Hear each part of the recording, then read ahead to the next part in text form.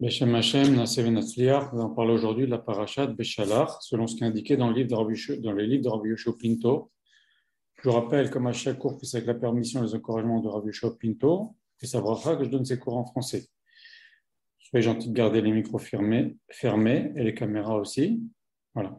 Donc ce cours est dédié à la mémoire de David Seraf ben Shimon, dont aujourd'hui c'est la Iloula, et pour la guérison de mon ami Mordechai Mark Shekroun ben Aïcha, que Akadosh Baruch Hu lui envoie chez les mains. Il a une opération cette semaine, si Dieu veut, ça va super bien se passer, bien rattaché.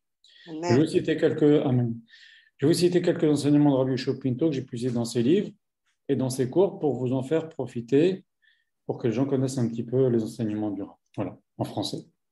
Donc, dans notre paracha, il y a un verset qui commence par Vayasken Aaron el mul penea amenora eila nerotea.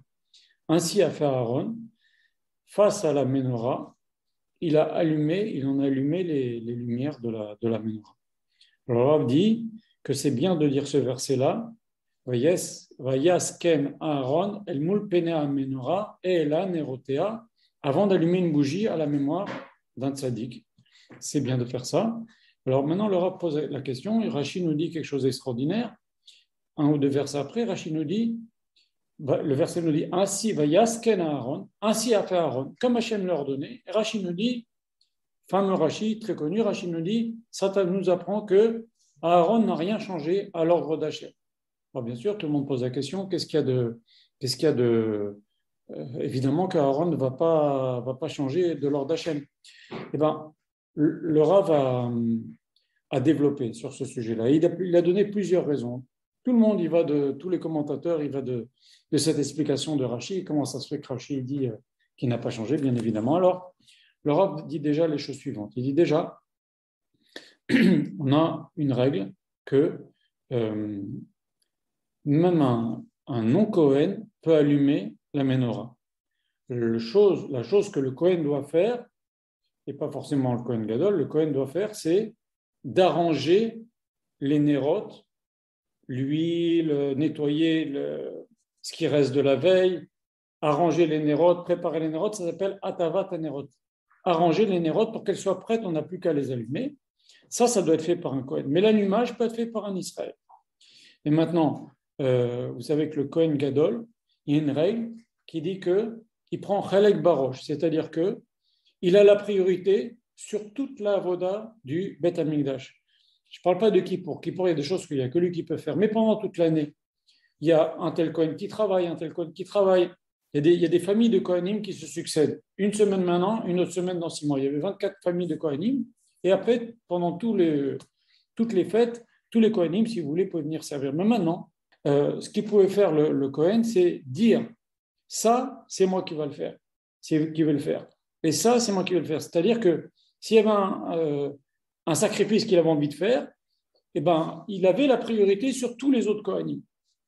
Et maintenant, qu'est-ce que vient nous apprendre ce verset que Aaron n'a pas changé, c'est-à-dire que toute sa vie, il n'a pas changé, alors qu'il n'était pas obligé d'allumer la menorah, il aurait pu le déléguer même à un Israël ou même à un Kohen Stam qui n'est pas Kohen.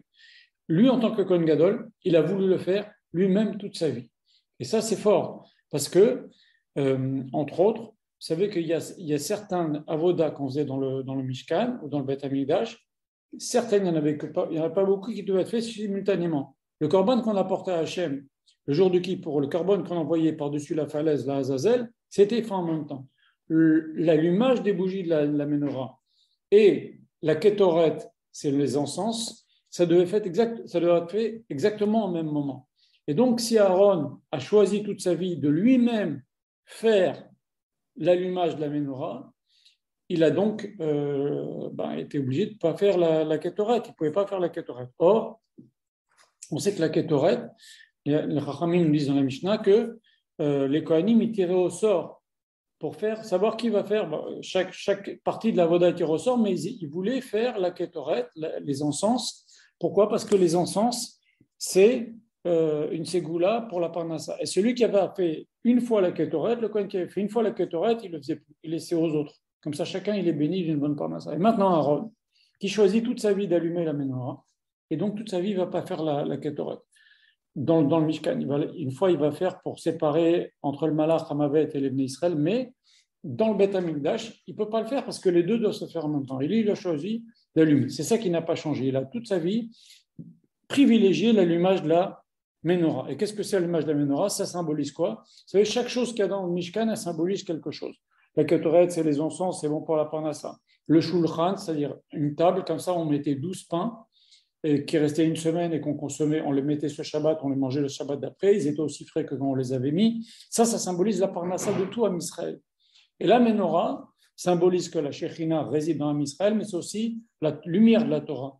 Et donc, lui, ce qu'il a privilégié dans sa vie, c'est la lumière de la Torah avant la Parnassa, avant toute autre considération.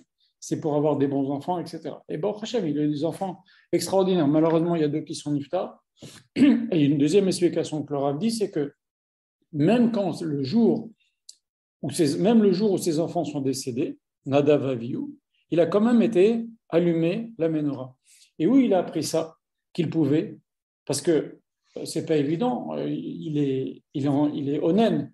Onen, c'est quelqu'un qui n'a pas encore enterré son mort. On aurait pu dire tu n'es pas obligé, tu n'as pas le droit peut-être même d'allumer la Menorah le jour où tu es onen avec une situation terrible. Eh bien, lui, il a pris ça du verset. On peut apprendre ça du verset qui dit, au début, il y a marqué dans le paracha. Je vais vous lire ce que dit le verset.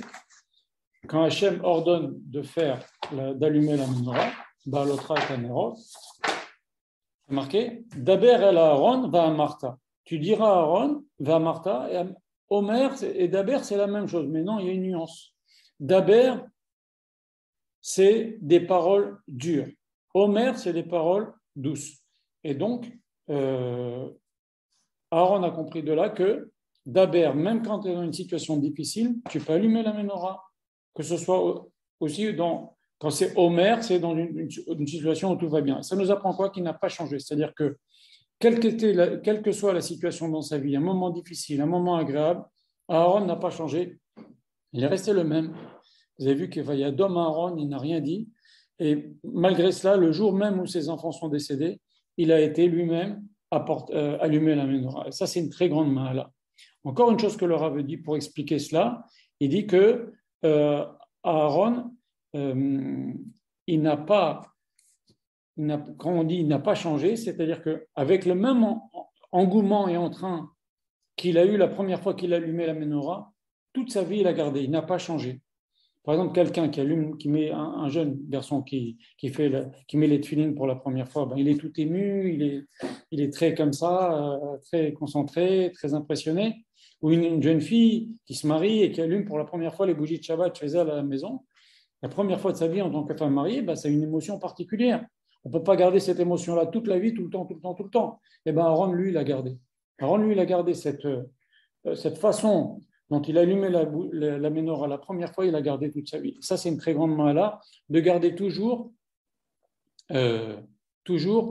cet entrain, même quand c'est dans des situations difficiles, comme on a vu, quand ses deux enfants sont niftar. Ça nous apprend quoi tout ça? Ça nous apprend que on doit servir à Kadosh Baruch Hu, dit le Rav, dans toutes les situations. Que ça aille pas. Le Baal Shem Tov, il dit comment ça se fait qu'Akadosh Baruch Hu, il a mis la montagne sur les Bnei Israël. Il leur a dit, vous recevez la Torah, sinon vous allez mourir ici. Le Baal Shem Tov, il donne une explication, il y en a plein, mais il dit la chose suivante, il dit, pour nous dire que tu te sentes bien. Quand on se sent bien, on a envie de servir, on a envie de prier, on a envie de faire les mitzvot, on a envie de courir pour faire les mitzvot. Et quand on ne sent pas très bien, et ça c'est dans la vie, c'est comme ça, il n'y a pas de, c'est pas linéaire. Même les oiseaux, ils ne sont pas linéaires. Dans la vie, il y a des hauts et des bas. C'est comme ça. Il y a des nuits, il y a des jours, il y a des moments bien, il y a des moments bien, ça s'appelle Gadlut Amochin, c'est-à-dire on se sent, on a la pêche pour faire les mitzvot. Gadlut Amochin, c'est quand on n'est pas très très en forme, on n'a pas la pêche, on ne se sent pas super. Et bien Hachem, il leur a mis la montagne sur la tête, il leur a dit, même quand vous n'êtes pas bien, vous devez faire la Torah, les mitzvot. Et alors c'est sûr, c'est plus difficile, mais il faut le faire quand même. Et c'est ça toute l'histoire d'Aaron. Me la mettre chez l'Oshina, il n'a pas changé. Quelle que soit la situation, même le jour où ses propres enfants sont décédés, il a allumé la Menorah, il est resté stable. Et ça, c'est une grande leçon pour chacun d'entre nous de savoir, quand c'est difficile, ça arrive à tout le monde, encore une fois, c'est comme des trous d'air, après ça revient, mais il ne faut surtout pas baisser les bras quand on est dans des situations où on n'a pas tellement la pêche. Ça arrive à tout le monde. Par exemple, je prends mon cas par exemple, après Rosh Hashanah, on a 2 jours, on a prié, ou même après Shavuot, et bien après, on ressent un vide comme ça, on s'est préparé pendant tout l'Omer, etc. Ça arrive, on ressent une petite faiblesse dans la tfila, dans la Vadat Hashem, dans l'entrain.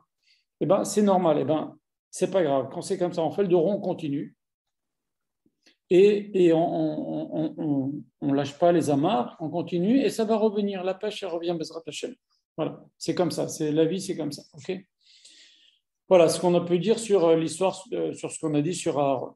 Il y a encore une chose aussi euh, que un non-Cohen peut faire, on l'a dit tout à l'heure, c'est ce qu'on appelle un zar, un non-Cohen dans le Beth Amikdash. Il peut faire aussi la shrita des korbanot, et ça, c'est pas très connu. Et qui a enseigné cette halakha? C'est Shmuel. C'est que quand Hana n'avait pas d'enfant, quand elle a eu un enfant, elle a dit je le dédie à Kadosh Baruch Hu. Quand elle avait quelques années, très jeune, elle l'a amené chez Eli à Cohen. Et déjà très jeune, donc il était l'élève d'Eli à Cohen Gadol. Il était au Beth Amikdash toute la journée, Shmuel. Et un jour, il était déjà très très fort. Et un jour, devant Shmuel, devant Eli, devant son maître, il a dit une halakha, cette halakha-là, que des versets, on apprend que même quelqu'un qui n'est pas Cohen peut faire la shrita d'un sacrifice à l'intérieur du Beth Amikdash. Et c'est un grand chidouche. Seulement, il a dit devant son maître. Et on a une règle, amore halakha, lifne rabo chayamita. Celui qui enseigne une halakha devant son maître, c'est extrêmement grave. Extrêmement grave. Et donc, Eli a appelé Hana et lui dit, tu sais, ton fils, il va mourir. Et c'est grave ce qu'il a fait. C'est très très grave ce qu'il a fait. Devant son maître, dire une halakha devant les gens, il s'est pris pour le rave. Et qu'est-ce qu'elle répond Hana? Quelque chose d'extraordinaire. Elle lui dit, c'est sur cet enfant-là que j'ai prié. Sous-entendu, j'ai prié pour cet enfant et donc il a des assises, des bases solides. Je te demande de lui pardonner et par le corps de la tfila que moi j'ai faite pour avoir cet enfant-là, il a des bases solides. Et lui, il lui a promis, il lui a dit, tu sais, je prierai pour que tu aies un enfant encore meilleur que Shmuel. Il a dit, non, c'est sur cet enfant que j'ai prié. Quand on prie pour quelque chose, ça a une solidité. Et regardez, quand on voit, il y a marqué quelque chose d'extraordinaire dans les choses que l'on lit. Vous savez, le lundi sur les parachutes de Elisha et de Yohanavi. Un jour, Elisha reçoit la Shunamite, et la Shunamite, il lui dit, qu'est-ce que tu veux, qu'est-ce que tu as? Alors, le serviteur lui dit, elle n'a pas d'enfant, son mari est vieux, etc. Bon, il a béni, il lui dit, l'année prochaine, tu auras un enfant. À Trobeket Ben, tu tiendras dans tes bras un enfant. Et cet enfant-là, ils l'ont appelé comment? Chabakouk, Trobeket. Tu le tiens dans tes bras, on va l'appeler Chabakouk, celui qu'on tient dans ses bras. Ok? Et donc, c'est le prophète Chabakouk seulement. Quelque temps après, le Tanakh nous dit que cet enfant-là meurt.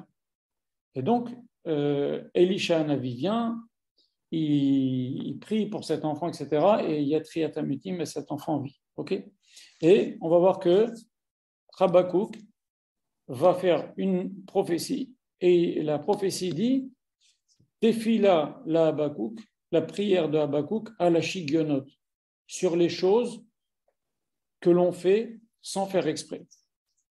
Alors, pourquoi il a fait en particulier sur les choses que l'on fait exprès? Parce que comme il est mort, sa neshama est montée, il a vu ce qui se passe dans le ciel, etc.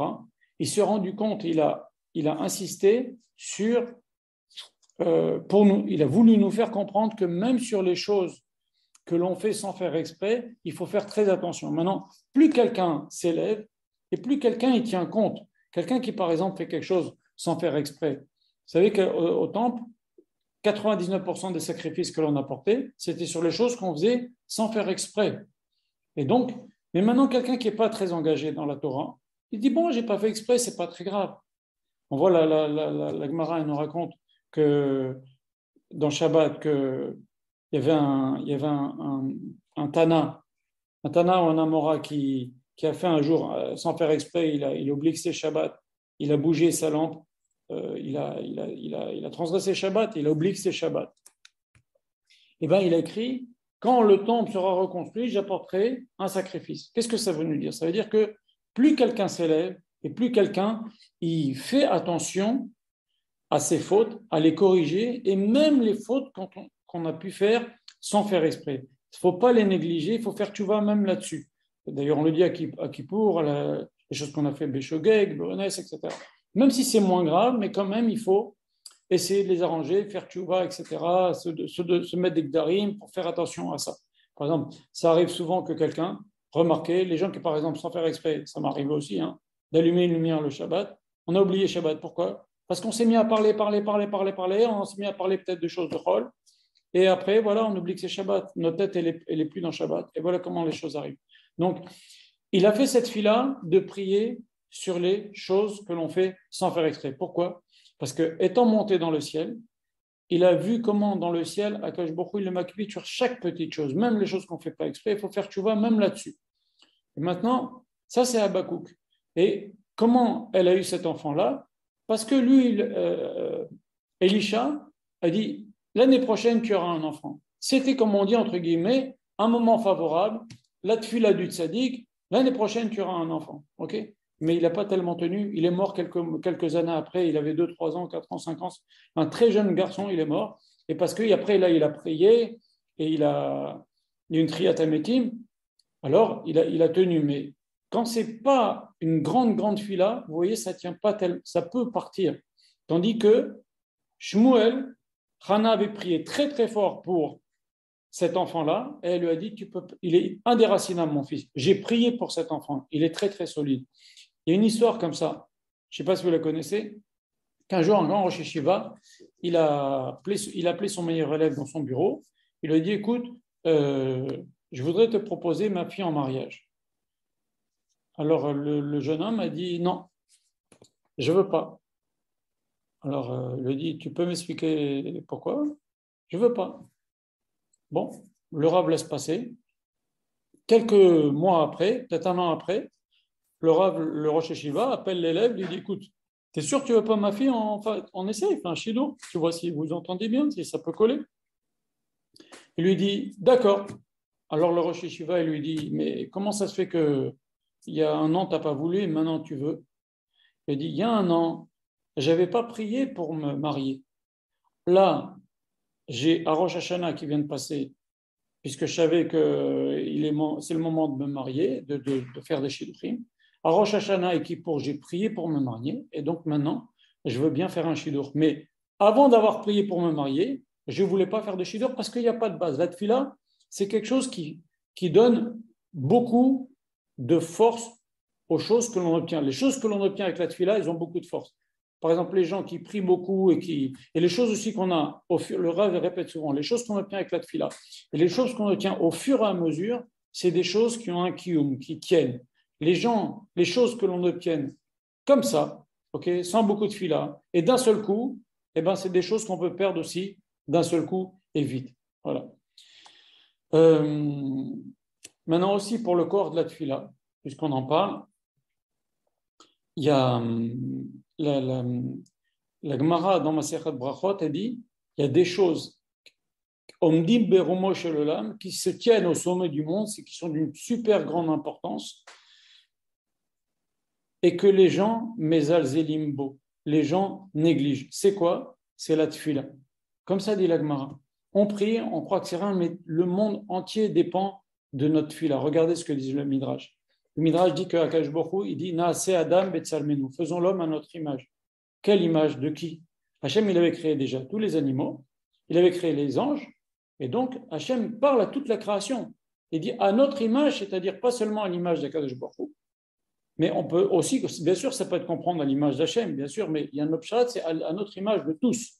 Chaque animal va nous donner une petite qualité. Veras canaver, la rapidité du léopard, le courage du lion, la force, etc. Chaque animal va donner un truc. Même les anges, ils vont donner quelque chose. Chaque partie de la créature va donner quelque chose. Et quand quelqu'un prie, vous savez que les anges dans le ciel ne prient pas avant que nous on prie.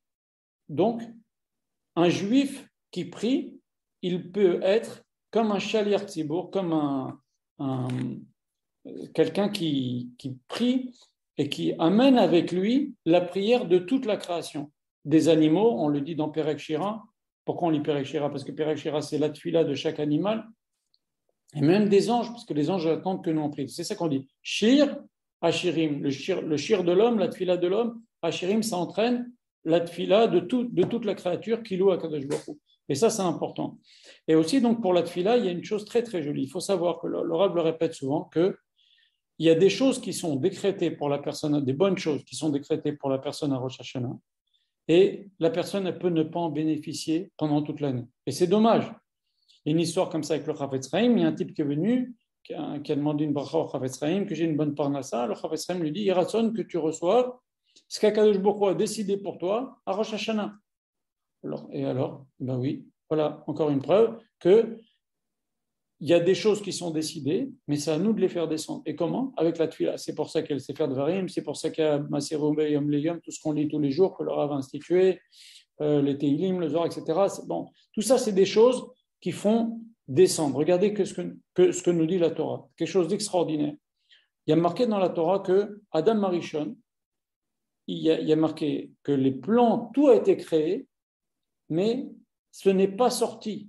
Les arbres ne sont pas sortis, les plantes ne sont pas sorties. Pourtant, elles ont été créées avant Adam Arishon. Et seulement les plantes attendaient, elles étaient en potentiel sous le sol, qu'Adam Arishon prie pour que la pluie descende, elles sont sorties tout de suite. Donc, c'était en potentiel, elles sont sorties. De même, par le haut, il y a des belles brachot qui nous attendent, c'est à nous de les faire descendre par une bonne conduite, par le mérite. Les choses pas bien, ça les empêche, ça fait des barrières. Se faire de varim, ça ouvre, etc. Il y a plein les teilim, la tfila, la bonne conduite, la tzedaka, tout ça, c'est des choses qui font descendre les bonnes choses qui ont été décidées pour nous. Voilà. Et au contraire, il y a des choses aussi, pour les choses pas bien, je ne sais pas si vous l'avez remarqué, à Rosh Hashanah et à Kippour, quand on ouvre le Echal le matin, on dit L'Olam Hashem Devacha Nitzab Bashamim. Hashem, définitivement, tes paroles se trouvent dans le ciel. C'est-à-dire que Hachem il a créé qu'il y ait le ciel, qu'il y ait la terre, eh bien, s'il n'y avait pas ces paroles qu'Hachem a données, que tout ce qu'Hachem existe que par sa parole, mais elle se maintient cette parole-là. Si Hachem n'avait pas maintenu ces paroles de Maaseh Bereshit qu'il a dit pendant les 6 jours de Bereshit, le monde ne tiendrait pas. Donc, tes paroles, ça c'est un verset dans Teilim, 119, tes paroles se maintiennent dans le ciel. Et donc, nous, pourquoi on dit ça Rosh Hashanah et Kippour? Parce qu'on dit à Kadosh Baruch Hu, s'il y a des choses pas bien, s'il te plaît, laisse-les dans le ciel, les fais pas descendre. Voilà ce qu'on pouvait dire sur ce sujet de la tefila. Il y a encore beaucoup à dire. Il y a aussi une chose aussi que on voit dans notre paracha, c'est Vayasken Aaron. Aaron a fait ainsi. Comme Hachem l'a ordonné, on a dit tout à l'heure, me la mettre chez le Shina. Et il y a quelque chose que le Rav a fait remarquer, c'est que dans Bereshit, dans tout, Akash Baruch Hu a dit, Hachem a dit que Vayasken, et il a fait ainsi. Dans tout. Ok? Sauf pour une chose, pour la lumière. Il n'y a pas marqué. Hachem a dit qu'il y ait la lumière, mais il n'y a pas marqué. Et il fut ainsi. On n'entend plus jamais parler de cette lumière. Chacham nous dit c'est une lumière qu'Akash Baruch Hu a cachée dans la Torah pour les tzadikim qui vont étudier la Torah, qui vont la retrouver, etc. Dans toutes les générations, tzadikim Latit Lavo, ça s'appelle Oraganuz. D'accord? Et maintenant, on voit qu'Aaron, il y a marqué dans notre parasha Balotra, va yesken Aaron. Aaron, il a fait ainsi. Il a fait ce qu'Hachem a demandé d'allumer, etc. Et maintenant, Aaron, il boucle la boucle. Le vayasken qui devait être écrit dans la création de la lumière dans Bereshit, Aaron le fait maintenant. Il le fait où? C'est lui le tzaddik, le Kohen Gadol, et deux, il le fait à l'intérieur du Mishkan. C'est-à-dire que cette lumière-là, on peut l'utiliser, elle est faite pour être utilisée par les tzaddikim dans un cadre de Gdusha. C'est pour ça qu'Hachem l'a caché. Et maintenant, quand on allume la menorah dans le Mishkan, on dit Vayasken. Le Vayasken de qu'Hachem lorsqu'Hachem a créé la lumière. Je vais vous lire quelques petits versets quand même. Si vous voyez dans le verset, il y a des versets vraiment très, très intéressants, très, très marquants dans notre paracha. C'est pour ça que j'ai voulu parler sur la paracha cette semaine. Regardez le verset dans le Perek Chet, au tout début de Balotra, le verset Yutet. Dans ce verset, je vais vous le lire, il y a marqué 5 fois Béni Israël. Je vous le lis. Vaetna et alviim netunim la'aron ulbanav. Les Léviim seront mis à la disposition pour Aaron et ses fils, mitor Béni Israël, une fois. Dans le même verset. La avodat avodat Béni Israël, pour servir pour les Béni Israël. Beoel Moed, dans la tente d'assignation, dans le tabernacle. Ou le kaper al Béni Israël, pour faire la kapara Béni Israël. Vélo Yébébné Israël Negev, afin que pour les Bnei, ils sont là, les vignes, pour garder. Hein. Les personnes ne peuvent rentrer, ils sont les gardes du Mishkan, personne ne peut rentrer. C'est les gardiens du Mishkan, c'est les gardiens du temple, c'est des sentinelles. Okay, donc, Vélo Negev, afin qu'il n'y ait pas parmi les Bnei Israël de plaies, quelque chose qui s'abatte sur les Bnei Israël, si un type qui n'est pas Cohen et pas Lévi rentre dans les endroits où il n'a pas le droit d'entrer, ça peut arriver une catastrophe pour les Bnei Israël. Begeshet ben Israël à la Kodesh, lorsque les Bnei Israël vont rentrer dans le sein, dans le tabernacle. Alors, il y a 5 fois marqué Bnei Israël dans ce verset, c'est unique. Bon, il y a plein d'explications là-dessus, mais Rachid dit quelque chose de joli. Pourquoi 5 versets? 5 fois il y a marqué Bnei Israël dans ce verset, pour nous dire qu'Akash Baruch Hu, il nous aime et nous mentionne autant de fois qu'il y a de livres dans la Torah. Voilà. Après, il y a un verset qui nous parle de Pesach Sheni. Il y a marqué Vayi Anashim Asher Hayu Temim LeNefesh Adam. Il y a eu des gens qui étaient impurs et qui n'ont pas pu apporter le Korban de Pesach. Les Bnei Israël sont sortis. Un an après, ils sont sortis d'Égypte. Ils sont arrivés rapidement devant le mont Sinaï, un mois, enfin les 50 jours, quoi, jusqu'à Rosh Chodesh Sivan. Ils ont reçu la Torah le 6 ou le 7. On a donné le cours là-dessus la dernière fois. Et ils sont restés là 1 an moins 10 jours, jusqu'au 20 Iyar. Donc, ils sont arrivés de Rosh Chodesh Sivan. Ils ont fait 1 an jusqu'au Rosh Chodesh d'après, mais ils sont partis 10 jours avant. 10 jours avant, ok? 10 jours avant Rosh Chodesh Sivan. Donc, ils sont restés 11 mois et 20 jours, ok, au Mont Sinaï. Maintenant, il y a eu l'histoire de l'inauguration du temple, Rosh Chodesh Sivan. Il y a eu la mort de Nadav et Avihu. Il fallait bien sortir Nadav et Avihu de là où ils étaient morts à l'intérieur du temple. On a demandé à des Lévi'im de les sortir, des cousins, de les sortir. Eux, ils sont rendus tamés. D'autres midrashim qui disent que c'était ceux qui portaient les corps de Yosef et de ses frères. Parce que Yosef a fait jurer à ses enfants, qui feront jurer à leurs enfants, qu'ils le sortiront d'Égypte et qu'ils l'enterreront en Eretz Israël. Et ainsi aussi, chaque tribu, les 12 Shevatim, ils ont été montés, chaque tribu a pris, la tribu de Gad, elle a pris Gad. Ils l'ont pris Gad, ils l'ont porté jusqu'en Eretz Israël. Pareil que ça. Alors ces gens-là, ils étaient donc tous impurs, ils ne pouvaient pas apporter le Korban Pessah. Et il y en a 2 qui sont venus, qui ont dit, nous sommes impurs, pourquoi nous, on ne pourrait pas, donc on ne va pas pouvoir apporter le Korban Pessah, pourquoi nous, on va être diminué de ça? Alors il y a une très grande question là-dessus. Bien sûr, Moshe Rabbeinu, extraordinaire, il dit, attendez, je vais demander à Hachem. Comme si quelqu'un, il dit, je vais demander à mon Rav, je vais téléphoner à mon Rav. Il est sûr de parler avec Hachem quand il veut. C'est pour ça qu'il s'est séparé de sa femme. Hachem peut lui adresser la parole à n'importe quel moment. On va en reparler. Mais, en tous les cas, Moshe Rabbeinu, il reçoit d'Akadosh Baruch Hu l'instruction de faire Pesach Sheni. Ça, vous connaissez. Jusque-là, vous connaissez. Maintenant, le Rav pose 2 questions. Il dit, quelqu'un qui est béonès, okay, qui est en cas de force majeure. Là, ils étaient bien obligés de les sortir du Mishkan. Ils ont fait une mitzvah pour qu'on puisse les enterrer. Donc, pourquoi ils en conçoivent une amertume de ne pas pouvoir apporter le Korban Pessah? Eh bien, ok, tu fais Yom Tov. Tu ne peux pas manger le Korban Pessah. Tu peux manger la matzah. Tu peux manger. Non, je ne mange pas le Korban Pessah. Ok? Tu peux manger la matzah. Tu peux manger le maror. Tu peux faire Simchat Yom Tov. Tu peux aller au Tfilot. Comme nous aujourd'hui, on ne mange pas le Korban Pessah. Alors pourquoi ils ont fait de ça? Ils ont dit, c'est pas juste ce qui se passe. Nous, on a fait une mitzvah. Pourquoi nous, on est privé de Korban Pessah? Toute l'histoire, c'est pour le Korban Pessah. Parce que, comme je vous l'ai dit, tous les autres mitzvot de Pessah, la fête de Pessah, la Simcha de Pessah, ils ne sont pas patours. Eh bien, le Rav pose cette question-là. Il dit, en vérité, ce qui leur a manqué, c'est qu'ils ont dit, si on ne peut pas faire les mitzvot de Pessah en totalité, inclus le Korban Pessah, on ne va pas ressentir la Simcha de Pessah. C'est vrai que, comme on a dit tout à l'heure, voilà, nous, on n'apporte pas le Korban Pessah, on a quand même la mitzvah d'être saméach, manger la matzah, manger le maror, manger... Voilà ce qu'on peut faire. On n'a pas le Korban Pessah, mais on peut faire la Simcha, on peut faire les tfilotes, on s'habille bien, on fait Yom Tov, on mange, on est content, on est en famille. Eux, ça ne leur suffisait pas.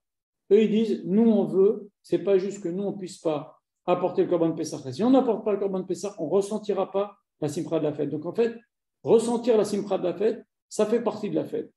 Et c'est pour ça qu'ils ont été faire tout ça. Voilà.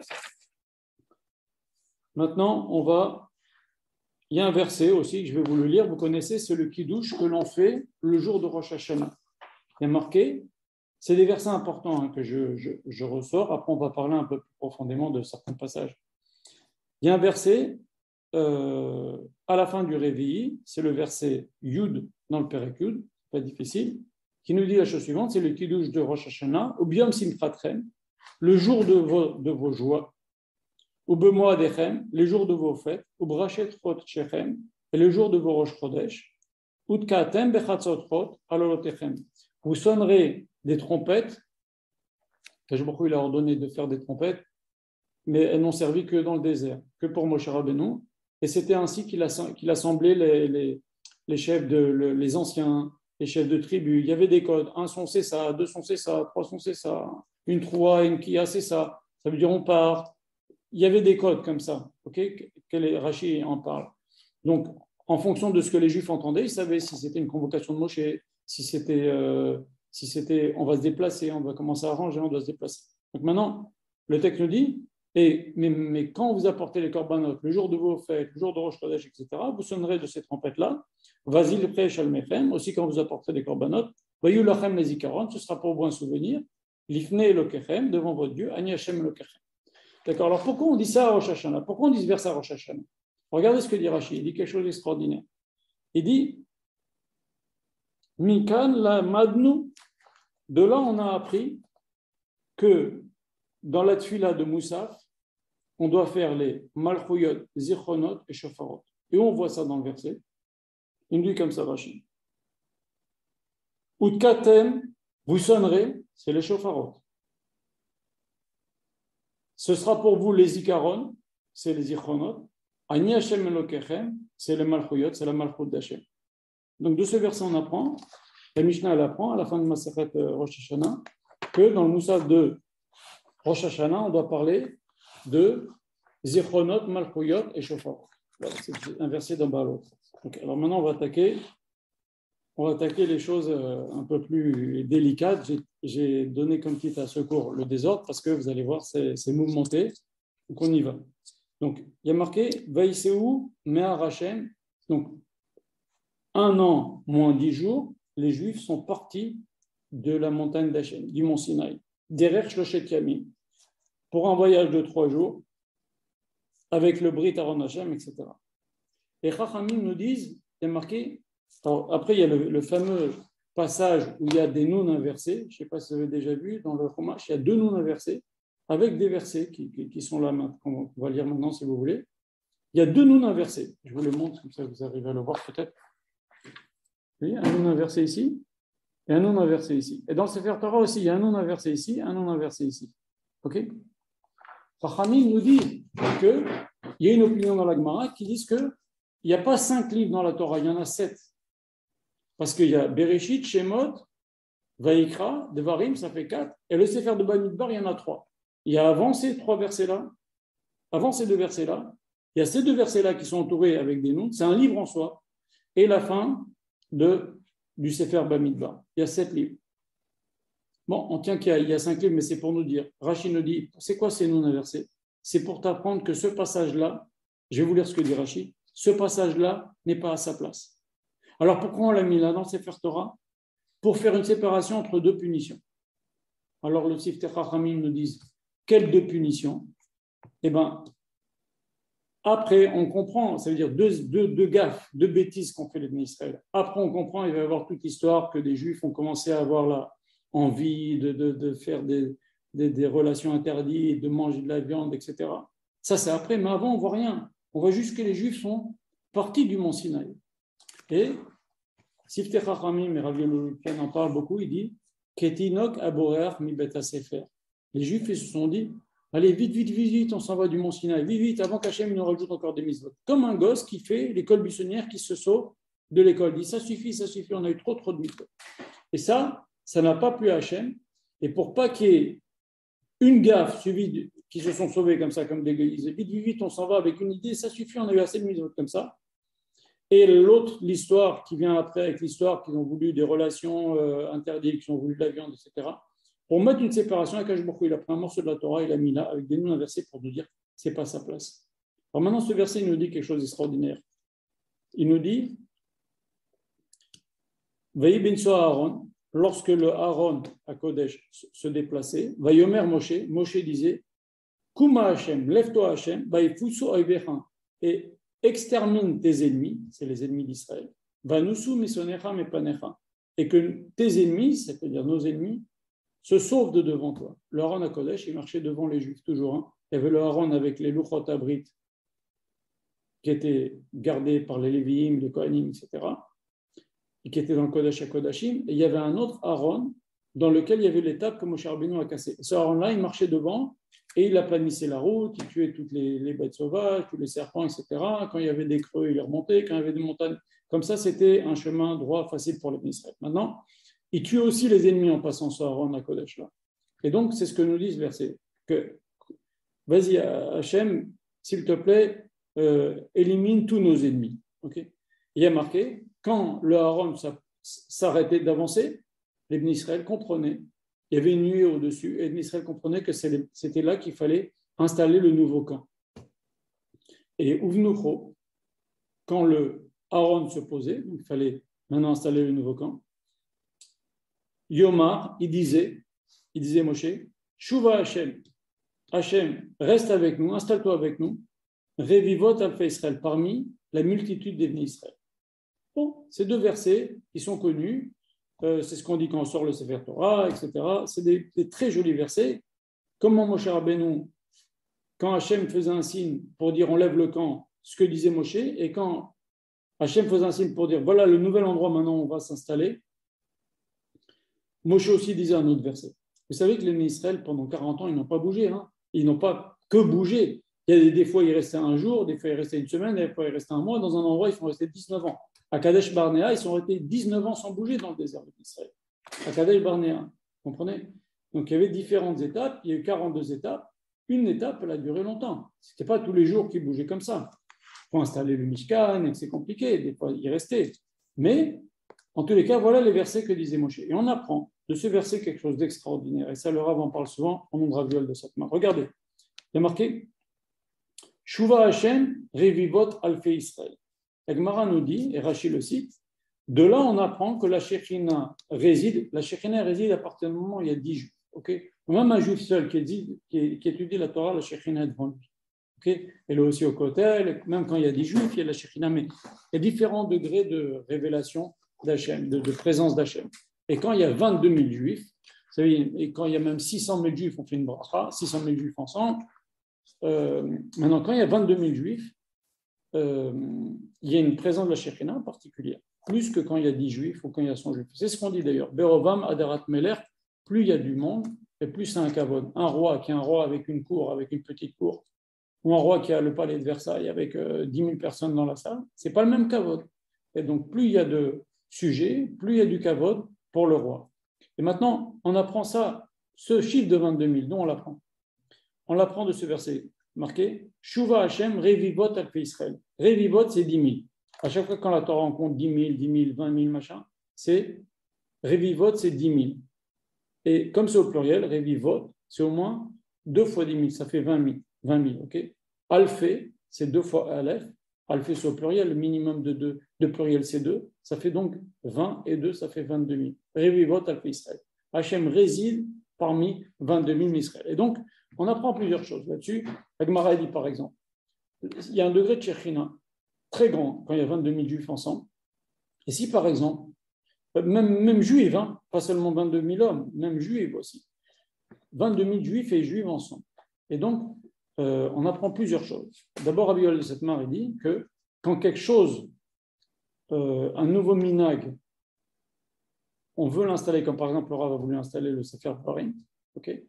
Eh ben, il disait, il faut qu'on arrive à 22 000. Une fois que quelque chose est installé auprès de 22 000 personnes, ça va s'installer dans tout Am Israël, Bezrat Hashem. Ça, c'est une chose. Et deuxième chose, on apprend qu'il suffit d'une personne de moins, on n'est pas à 22 000. Si on a 21 999, c'est pas la même chose. Et Fahami nous dit, comme quoi ça peut être important, quelqu'un qui a un chien méchant, par exemple, qui fait que quelqu'un se sauve. Il y a 22 000, il y a un chien méchant qui arrive, il y a quelqu'un qui se sauve, et on n'est plus 22 000. Ça peut faire partie de la Shekhinah. Donc, ceci pour nous dire que 22 000, c'est 22 000 juifs qui font la même chose, qui sont ensemble, il y a un degré de Shekhinah très important. Alors maintenant, on va commencer les épisodes compliqués. Accrochez-vous parce que c'est pas gai. Voici que le peuple a commencé à se plaindre, à grogner. C'est comme mitlonen, c'est-à-dire quelqu'un qui se plaint. Alors, Beozna Hashem, mitloneninra, il se plaignait sur du mal qu'il ressentait. Bozne Hashem, aux oreilles d'Hachem. Rachid nous dit, c'est dire quoi Bozne Hashem? C'est-à-dire, ils ne le disaient pas à leurs copains. Ils ne disaient même pas à voix haute. Ils disaient dans leur cœur. Ils se plaignaient dans leur cœur. Après, ils vont dire, on veut ci, on veut ça, on ne fera pas le dossier, ça. Mais au début, ça a commencé par un épisode où ils ont commencé à être mécontents. Et ça, c'est catastrophique. Il ne faut pas se conduire comme ça. Un juif, il n'a pas à mettre à Hachem son mécontentement. Okay, on peut avoir des moments difficiles dans la vie, mais comme ils étaient eux en disant, et regardez ce que dit Rashi, je vais vous lire ce que dit Rashi. En mitonenin, et là, lachon alila. Il cherchait un coup à faire. Un coup. Quel coup? Mevakshim alila. Il cherche un coup monté à faire. Ok, c'est quoi? Er lifrosh. Comment laisser tomber Akadosh Baruch Hu? C'est grave quand même. Voilà. Rabbe Ozne Hashem, c'était quelque chose qui se sentait mal. Il se sentait mal. Il voulait que ça parte bien aux oreilles d'Hachem. Rachid nous dit, chez mes Kavenim, ils espéraient bien que chez Tavo Beozne Hashem, que ça vienne aux oreilles d'Hachem. Entre guillemets, Hachem n'a pas d'oreilles. Ok. Viaknit, et ça va énerver Hachem. Amrou, ils ont dit ainsi, Oilanu, Kamaliptenu. Bédérer. Oh là là, comme nous sommes fatigués par ce chemin. Shlosha Yamim, 3 jours que l'on marche. On est fatigué. En fait, envers Hachem, qu'est-ce qu'il voulait? Normalement, en 3 jours, il devait entrer en Eretz Israël. À cause de cette histoire-là. Ça entraîne encore une autre histoire après avec la manne. Et après, les Juifs vont descendre énormément de niveaux. Il va y avoir des morts, on va le lire. Beaucoup. Et après, les Juifs, ils vont beaucoup descendre de Emouna. Et ils vont avoir l'idée de faire quoi? D'envoyer les Meraglim, c'est la paracha de la semaine d'après. Et après, bien sûr, à cause de ça, Moshe Rabbeinu les Juifs ne vont pas rentrer en Israël, et Moshe aussi va mourir, et donc on aurait pu rentrer en Eretz Israël.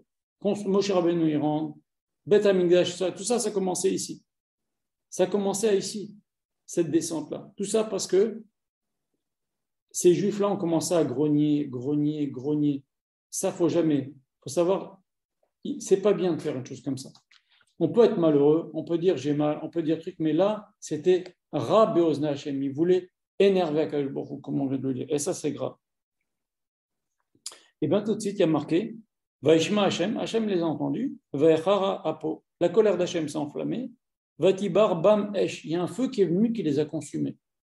Esh Hashem, un feu d'Hachem. Vatochal Bekitsa Amachane. Et ce feu a consumé le coin du camp. Chachamim nous disent, c'est quoi Beketzer Machane? C'est Beketzim chez Machane, c'est-à-dire, il y a différentes opinions, mais on dit, la Gemara dit que c'était les 70 Ekenim. Ces 70 Ekenim qui étaient déjà en Égypte, quand Moshe Rabbeinu il est venu, Hachem l'a dit, va en Égypte, sortir les Israël, il s'adressait d'abord en premier aux 70 Ekenim. C'était les sages d'Israël. Et quand Moshe Rabbeinu Hachem a donné la Torah, il y avait Moshe à une position sur le mont Sinaï, Aaron, les fils d'Aaron, les 70 Ekenim, ils avaient quand même une place importante. Or, on va le voir à la fin de Parashat Mishpatim, il y a marqué que Vayechlu Vishtu. Quand Hachem s'est révélé, ils ont vu Hachem au mont Sinaï. Vous savez qu'il n'y a pas d'ordre dans la Torah. Hein. À la fin de Parashat Mishpatim, on va parler de quelque chose qui s'est passé au moment de Matan Torah. Et il y a marqué Vayechlu Vishtu. Ils ont regardé Hachem, ils se sont régalés les yeux. Mais regardez, quand Hachem s'est dévoilé à Moshe, il a caché sa face. Parce que le mérite qu'il a caché sa face, Hachem, il n'y a pas un homme qui a parlé autant qui a une telle vision, une telle prophétie comme Moshe Rabbeinu, c'est le plus grand de tous les prophètes. Pourquoi? Parce qu'il a une certaine similitude. Eux, au contraire, ils n'ont pas eu. Ils ont regardé. Et ça leur est compté, dit Rashi, comme s'ils avaient mangé et bu devant le roi. C'est comme si quelqu'un, il vient devant le roi, et il sort un sandwich, il commence à manger le sandwich devant le roi. Ça ne se fait pas. Ça ne se fait pas du tout. Le Rav raconte une histoire qu'un jour, il était parti voir le roi du Maroc et il y avait quelqu'un d'autre qui est venu, il était en train de parler avec le roi du Maroc, il y a quelqu'un qui a demandé aussi à venir. Et cette personne-là, il s'est approché, quelqu'un de très important.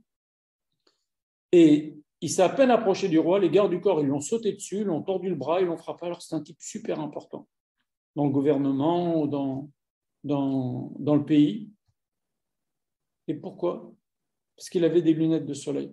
On ne vient pas devant le roi avec des lunettes de soleil. Alors imaginez ça, ça c'est pour un roi en chair et en os. Alors imaginez pour le kavod d'Akadosh Baruch Hu. C'était un manque de kavod. Et donc là, Akadosh Baruch Hu, Rashi nous dit, Hachem n'a pas voulu gâcher la fête de Matan Torah.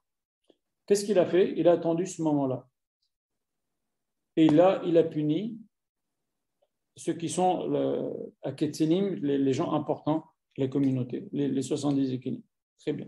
Et donc le feu va être ça quand même, Moshe. Le peuple est venu chez Moshe. Ils ont dit, Moshe, prie pour nous que ça s'arrête cette histoire-là. Il y a plein de juifs qui meurent à cause d'un feu qui est descendu du ciel. Hachem les a tous tués.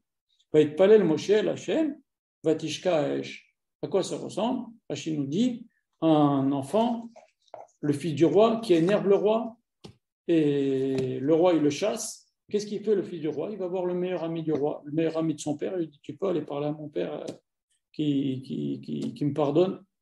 C'est exactement ce qu'ils ont fait. Les Juifs ont commencé à grogner, se plaindre contre Hachem. Ils ont voulu qu'Hachem entende. Après, quand Hachem il les a frappés très très fort, ils sont partis chez Moshe. Ils ont dit, tu peux faire que cette punition-là s'arrête. Et c'est ce qu'a fait Moshe. Et le feu s'est arrêté. Très bien. Et ce n'est pas fini. Et marqué. Donc, qu'est-ce qu'on a appelé cet endroit-là? Shem Hamakom Tabaera, l'endroit où il y a eu un feu, etc. Très bien. Premier épisode. Deuxième épisode. Alors là, ça va devenir difficile. Vasafsouf Asher Bekirbo. La tourbe nombreuse, c'est-à-dire le Erev Rav, qui était parmi les Bnei Israël, Itaavu Taava. Ils ont eu envie d'avoir envie, textuellement. Ils ont eu envie d'avoir envie. Il faut le faire. C'est-à-dire, ils ont eu envie de Yetzer Hara. Et c'est pour ça qu'Hachem va les punir très, très grave. Ils se disent, on n'en peut plus de vivre comme ça dans la Kedusha. On a envie de Yetzer Hara. On a envie, on va voir, ils vont avoir envie de relations interdites, ils vont avoir envie de manger. Et pourquoi envie de manger de la viande? On va voir, ils vont vouloir de la viande. Parce que dans la manne, ça rend pur. C'est la nourriture des anges. C'est quelque chose, on ne va pas aux toilettes en ayant mangé la manne. C'est quelque chose que la Torah elle a été donnée, la Gemara dit, aux gens qui mangent la manne, c'est-à-dire ça donne la manne, ça vient de la Shanemouna, on attendait d'Akadosh Baruch Hu chaque jour, il y avait des nissim avec la manne, c'est pas le moment d'en parler, mais c'est pour vous dire. Et c'est quelque chose qui purifiait l'homme.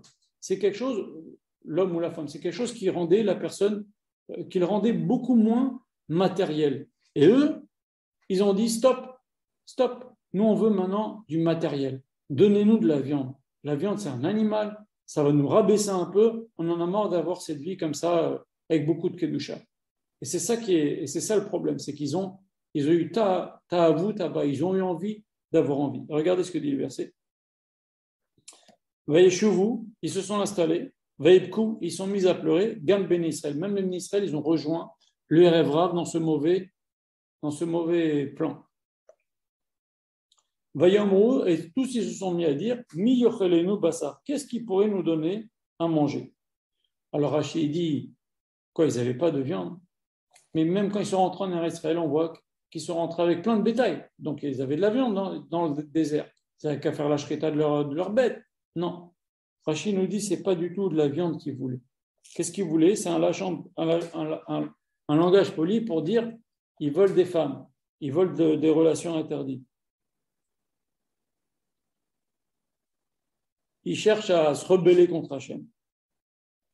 Et voilà la suite. Qu'est-ce que nous dit le verset? La suite, il nous dit Zacharnu et Adaga. On se rappelle des poissons.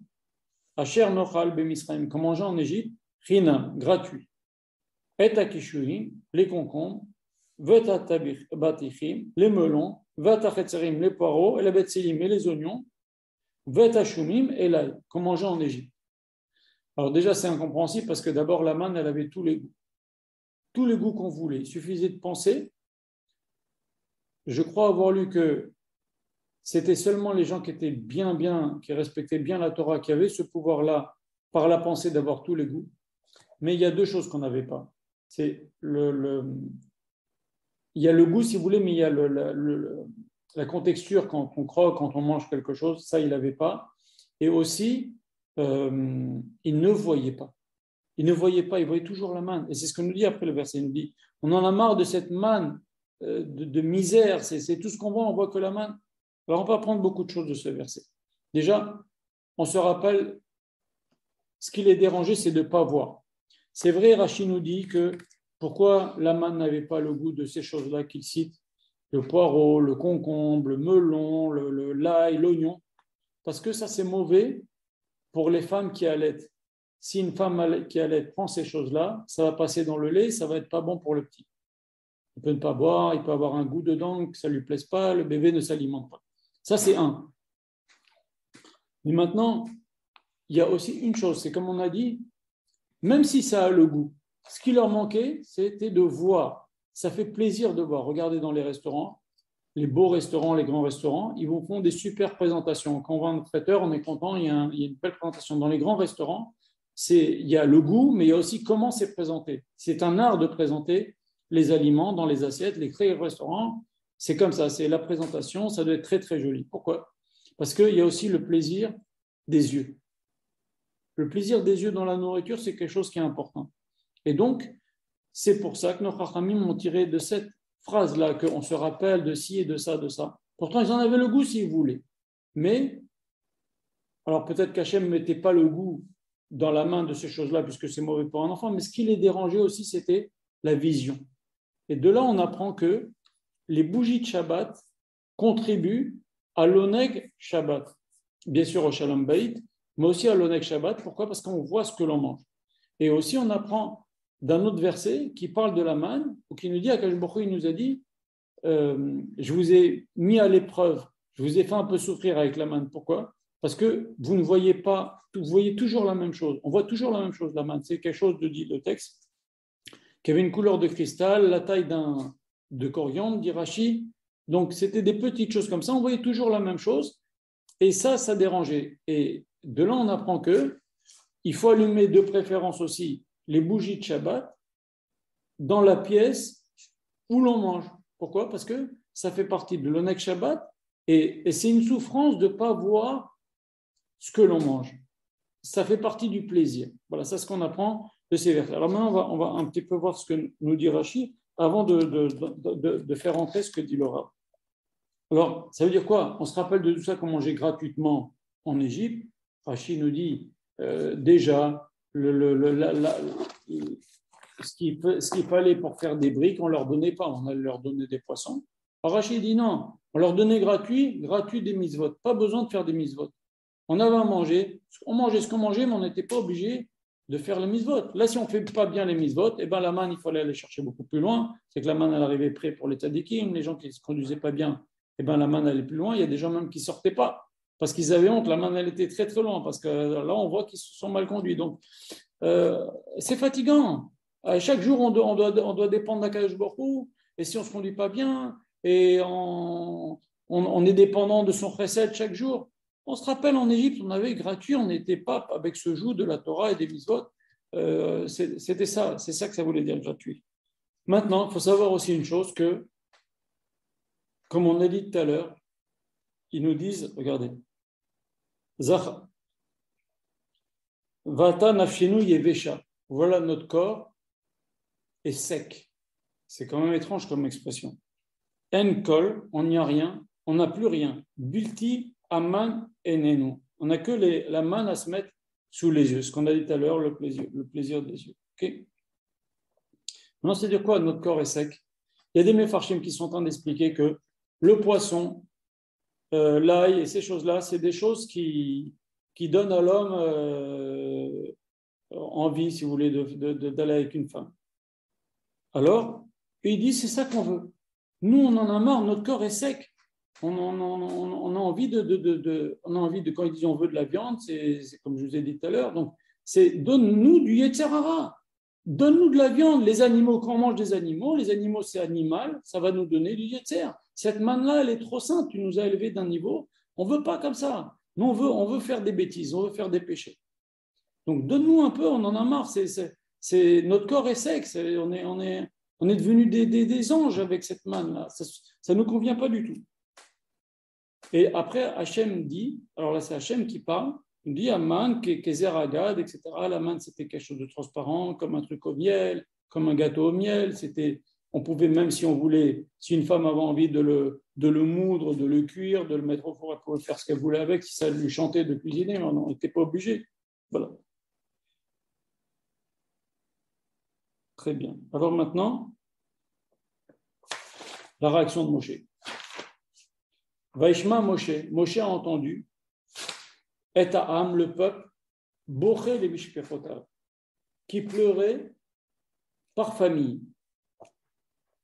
Ish le petach oalo, chaque homme à l'entrée de sa tente, Vaïchar af Hashem, la colère d'Hachem s'est enflammée, Meod, beaucoup, ou Béné Moshera. Et tout ça, c'est un épisode très désagréable pour Moshe, ça l'a beaucoup contrarié. Alors, on va voir ce que nous dit Rashi déjà pour commencer. Rashi nous dit, ça veut dire quoi? Il priait chacun par famille, il priait au sujet des familles. C'est-à-dire que maintenant, depuis qu'on a reçu la Torah au Mont Sinaï, il y a telle femme qui nous interdit, telle femme qui nous interdit. Vous savez, quand un homme il se marie avec une femme, okay, il y a la sœur de cette femme qui est interdite, il y a la mère de cette femme qui est interdite, il y a la fille de cette femme, si elle est déjà mariée, qui est interdite. Donc un homme, quand il se marie avec une femme, il s'en interdit trois. Et plus, ou peut-être même sa grand-mère aussi qui est interdite, et sa petite fille aussi qui est interdite. Dans l'idée, disons qu'ils n'ont pas beaucoup d'âge de différence. Donc, ils se sont retrouvés avec beaucoup de femmes interdites. Et ça ne leur a pas plu. Alors, il faut savoir une grande chose. La Gemara a dit, tout ce que les Juifs ont accepté Bessimcha, ils le respectaient dans toutes les générations Bessimcha. Par exemple, la Brit Mila. Prenez un Juif, même en Russie, même dans les moments les plus difficiles, les Juifs ils se sont battus pour faire la Brit Mila, même au péril de leur vie, faire la Brit Mila de leur enfant. Même à l'époque, la Gemara des Romains qui empêchaient de faire la Brit Mila, les Hashmonaïm, avec les Grecs, etc. Brit Mila, les Juifs sont battus pour faire. Même un Juif qui est loin, loin de la Torah, il va vouloir faire la Brit Mila à son enfant. Vous comprenez? Donc, combien d'histoires? Bon, ce n'est pas le moment d'en parler. Donc, toutes les mitzvot qu'on a acceptées, dit la Gemara, qu'on a acceptées Bessimcha, on les a fait pendant toutes les générations Bessimcha. Et toutes les mitzvot qu'on n'a pas acceptées Bessimcha, eh ben, on ne les fait pas Bessimcha. Par exemple, là, on voit que les Juifs, du fait que leurs relations ont été interdites avec beaucoup de femmes, ils n'étaient pas contents. Et bien aussi dans les générations, il y a des Juifs qui ne sont pas contents, qu'on ne peut pas se marier avec Célie, on ne peut pas se marier avec celle-là, ou aussi les séparations de Nida aussi, et il y a beaucoup de Juifs qui ne sont pas contents, qu'il faut se séparer pendant tant de jours de sa femme, etc. Voilà. Et ça, ce qui a été accepté Bessimcha, ça a été pratiqué Bessimcha pendant toutes les générations, et ce qui a été accepté de force, avec difficulté et dans le mécontentement, ça a été pratiqué dans le mécontentement pendant toutes les générations. Et là, c'est le début d'un épisode qui va être compliqué, qu'on va voir maintenant. Et maintenant, pourquoi pour Moshe, Hachem s'est mis en colère? Parce que Hachem, il leur a donné la manne. On vient de dire, c'est extraordinaire, ça élève la personne, ça la nourriture des gens, ça leur donne un pouvoir au Khani, ça élève la personne. Ça élève la personne. Et là, il s'énerve contre la manne, alors Hachem se met énormément en colère, et pour Moshe aussi. Moshe, ça le contrarie beaucoup. Pourquoi? Parce que Moshe Rabbeinu, s'il était né après Matan Torah, il aurait été peut-être un mamzer, Chas Shalom de parler comme ça. Mais Moshe Rabbeinu, son père, s'est marié avec sa tante. Yocheved, c'est la fille de Lévi. Et Amram, c'est le fils de la sœur de Yocheved, du frère de Yocheved, pardon. Le père de Amram, le père du père de Moshe, c'est le frère de Yocheved. Donc, le père de Moshe s'est marié avec sa tante, sa propre tante. Et ça, c'est interdit de la Torah. Et donc, Moshe, on lui dit, hé, toi, t'as vu d'où tu es issu? Toi, tu es issu d'un mariage comme ça. Et pourquoi pas nous? Alors, pourquoi nous, on ne peut pas se marier avec celle-là, avec celle-là, avec celle-là? Voilà, toi. Voilà ton père. Comprenez? Donc, Moshe était très contrarié, entre autres à cause de ça. Mais surtout, Moshe, on va voir, il va être contrarié parce que il va sentir que là, on arrive dans une situation où c'est complètement que du Yetzirah. On ne peut rien faire. Quand le type il dit, je veux plus de cette Rochaniut, je veux plus de cette manne qui me rend sain, je veux des trucs qui me donnent du Yetzirah pour aller avec des femmes, etc. On ne peut rien faire avec des gens comme ça. Alors qu'ils ont la possibilité de s'élever, on leur donne la manne pour s'élever. Et ils veulent cherche des problèmes, il invente des demandes alors qu'ils avaient de la viande, etc. Mais il cherche en fait à énerver Akadosh Baruch Hu. Ça, c'est très très grave. On va voir Moshe Rabbeinu là, il va craquer. Alors qu'il n'a pas craqué, par exemple, quand il y a eu le veau d'or. Moshe Rabbeinu, il descend. Il voit tous les Juifs. Ils n'ont pas pu résister. C'était, vous savez qu'il y a eu 3 pour 1000 qui ont fait le veau d'or. Vous prenez 1000 Juifs, il n'y avait que 3 qui ont fait le veau d'or. 997 n'ont pas fait, proportionnellement. Il n'y a eu que 3000 Juifs qui ont fait le veau d'or sur 600 000. Donc, la colère d'Akadosh Baruch Hu, c'est comment 997 hommes ne se lèvent pas contre 3. Même 2 contre 1, ou 3 contre 1, ou 10 contre 1. Mais là, ils étaient 997 contre 3. C'est énorme, ça fait 300 contre 1. 330 contre 1. Ils ne se lèvent pas 330 hommes contre 1. Hachem était très en colère. Ils n'ont pas eu le courage de faire ça. Moshe Rabbeinu, il est venu, il les a tous mis au pas. Il est venu, il est descendu, il a cassé le chotabrit, il a pris le haron, le veau d'or, il a brûlé, il a fait boire, il leur a fait les eaux de la sota avec ce truc-là. Il les a fait condamner, les tribus de Lévi, ils ont venu, ils ont tué tous ces types-là. Très bien. Il y a eu plusieurs sortes de morts, etc. Donc Moshe Rabbeinu a procédé avec les Meraglim, il leur a dit ne montez pas, il s'est opposé. Il a défendu les Israël quand il y a eu le veau d'or, il est monté chez Hachem, il a prié, etc. Et là, on voit que Moshe Rabbeinu, qu'est-ce qu'il va nous dire? Il dit Vayomer Moshe el Hachem, Lama erota lavdecha. Pourquoi tu m'as fait du mal, Hachem? Velama lo matzati chen benecha. Pourquoi Hachem, j'ai pas trouvé grâce à tes yeux, c'est bizarre. La soumet massa kol amaze alay. Pourquoi tu m'as mis le poids de ce peuple sur moi, sur mon dos? Pourquoi tu me fais ce coup, entre guillemets, j'ai pas trouvé grâce à tes yeux que tu me donnes une telle tâche de supporter Israël? Alors c'est très étonnant, parce que les Israël ont fait des choses beaucoup plus graves. Et Moshe Rabbeinu a su leur tenir tête, comme je viens d'expliquer. Et on continue. Anochi ariti et kol amazé. Est-ce que moi j'ai enfanté ces peuples-là? Im anochi yelatiu. Est-ce que c'est mes enfants? Qui tomar elai sei bechekara, que tu me dis porte-les contre ta poitrine. Kacher isa omen et ayoneh, comme une maman porte son bébé dans les bras. À la dama, que pour moi je vais les porter comme un bébé, je les porte dans mes bras jusqu'à les faire entrer en Israël. Maïni basar, on continue. Moshe Rabbeinu dit Ma'ayin li basar. D'où je vais trouver la viande? C'est étrange parce que les Juifs, c'est étrange que Moshe dise ça. On va en parler. D'où je vais trouver la viande? La tête, l'école amazé, a donné à tout ce peuple. Qui bekou Allah et car il pleure contre moi, les morts nous lanou basar venochela. Donc Moshe Rabbeinu, l'ochal anochi le va dire, mais comment Moshe Rabbeinu à dire, c'est moi, je passe mon tour, je peux plus seul m'occuper des Israël. Alors là, c'est étrange la conduite de Moshe. On va voir un peu ce que dit les Chachamim, ok? Où est-ce qu'Hachem a dit à Moshe, que Moshe a dit, qui je suis moi pour le porter comme un bébé? Porter ce peuple dans mes bras comme ça, c'est un poids comme ça. Ou Hachem lui a demandé ça, pour que Moshe dise ça à Hachem. Eh bien, Hachem, au début, il leur a dit, dans le Sefer Shemot, il y a marqué au tout début, avant qu'il sorte d'Égypte, Vaïtsavem al Bene Israël, Hachem a ordonné Moshe Aaron au sujet des Israël, on ne dit pas quoi, et il y a marqué aussi, il a ordonné aussi au niveau de Paro. Qu'est-ce qu'il a ordonné aux Bnei Israël? Rachid nous dit, Almenat, acceptez votre rôle de dirigeant des Bnei Israël, Almenat, Soklimotrem, ils vont vous lapider les Bnei Israël, acceptez ça. Ils vont vous faire honte, ils vont vous insulter, ils vont se moquer de vous. Acceptez votre rôle en allant jusque-là. Vous savez que Rabbi Akiba, quand il a fait, on a dit, 40 ans, il était pas dans la Torah, 40 ans, il a appris la Torah, à l'âge de 80 ans, on lui a demandé d'avoir un rôle de Rosh Yeshiva, de maître dans un Israël. Il a dit, je vais demander à sa femme. Et vous savez comment il a dit à sa femme? Rachel lui a dit, tu sais, si moi je deviens un maître en Israël, je commence à faire des élèves, etc., maintenant 40 ans, je vais enseigner la Torah, il faut qu'on soit prêt à ça, même écouter que les gens nous maudissent. C'est ça que dit les Chachamim dans la Mishnah, ils nous disent, si tu enseignes la Torah, tu dois le faire les Shem Shamaim. Parce que c'est très ingrat de s'occuper du Tzibour.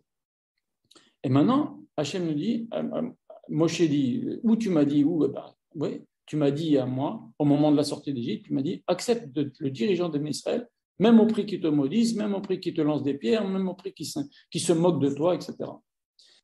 Alors maintenant, pourquoi Moshe Rabbeinu? Alors on va encore continuer quelques versets, ok? L'Ochal, alors, Im kacha atoseli, si Hachem, tu me fais ainsi, et Moshe parle au féminin. Rachem disent, Tashash kocho kenekeva, il a perdu ses forces comme une dame, comme une femme. Entre guillemets, ça veut dire d'habitude il parle avec force, là il a craqué, il a baissé les bras. Et c'est étrange, on va voir pourquoi. Si tu me fais ainsi, et c'est au féminin, Argenina arog, tue-moi. Il dit comme ça, Hachem, tue-moi. Imatsatichen benecha. S'il te plaît, si j'ai trouvé grâce à tes yeux, tue-moi, Hachem. Velo ere beraati, je ne vois pas le mal. C'est le mal qui va arriver, mon mal, mais c'est le mal qui va arriver comme l'Israël. Donc en fait, Moshe Rabbeinu, il faut savoir qu'ici, entre guillemets, un tzaddik qui parle, même si c'est à condition, etc., il y a des conséquences. Et qu'est-ce qu'on va voir dans quelques versets après? On va voir Eldad et Medad vont dire Moshe Rabbeinu rentre en Eretz Israël. Entre guillemets, Moshe Rabbeinu, il s'est fait une tala contre lui-même. C'est-à-dire que je ne veux pas, tue-moi, etc. Même quand Hachem a dit à Moshe, comme Moshe a dit à Hachem, efface-moi de ton livre au moment du Vaudor, et bien Hachem, il a effacé Moshe d'une paracha, de Tetzavé. Donc un tzaddik qui parle, ça a un poids énorme. Donc maintenant, pourquoi Moshe Rabbeinu a craqué? Parce que quand quelqu'un veut quelque chose, vraiment, on peut à la limite en le lui donnant, en le calmant. Mais quand quelqu'un veut faire des problèmes et chercher des histoires, si vous lui donnez ce qu'il dit, il va vous donner encore autre chose. Il va vous demander encore autre chose. Il va demander encore autre chose. En vérité, comme on l'a dit, ta'avu, ta'ava, ils ont envie de faire des histoires. Ils ont envie d'avoir envie. Ils ont envie, etc. Et avec ces gens-là, on ne peut rien faire. Et on va voir ce que va dire Moshe. Il va leur dire maintenant, il va dire, est-ce qu'Hachem, je peux donner à 600 000 pieds, ça veut dire 600 000 hommes, de la viande? Et le Khatam Sofer fait remarquer, et dans la manne, il y a marqué Beka les Goulgolet, c'est une part par tête. Alors, quand c'est la manne, on parle de tête.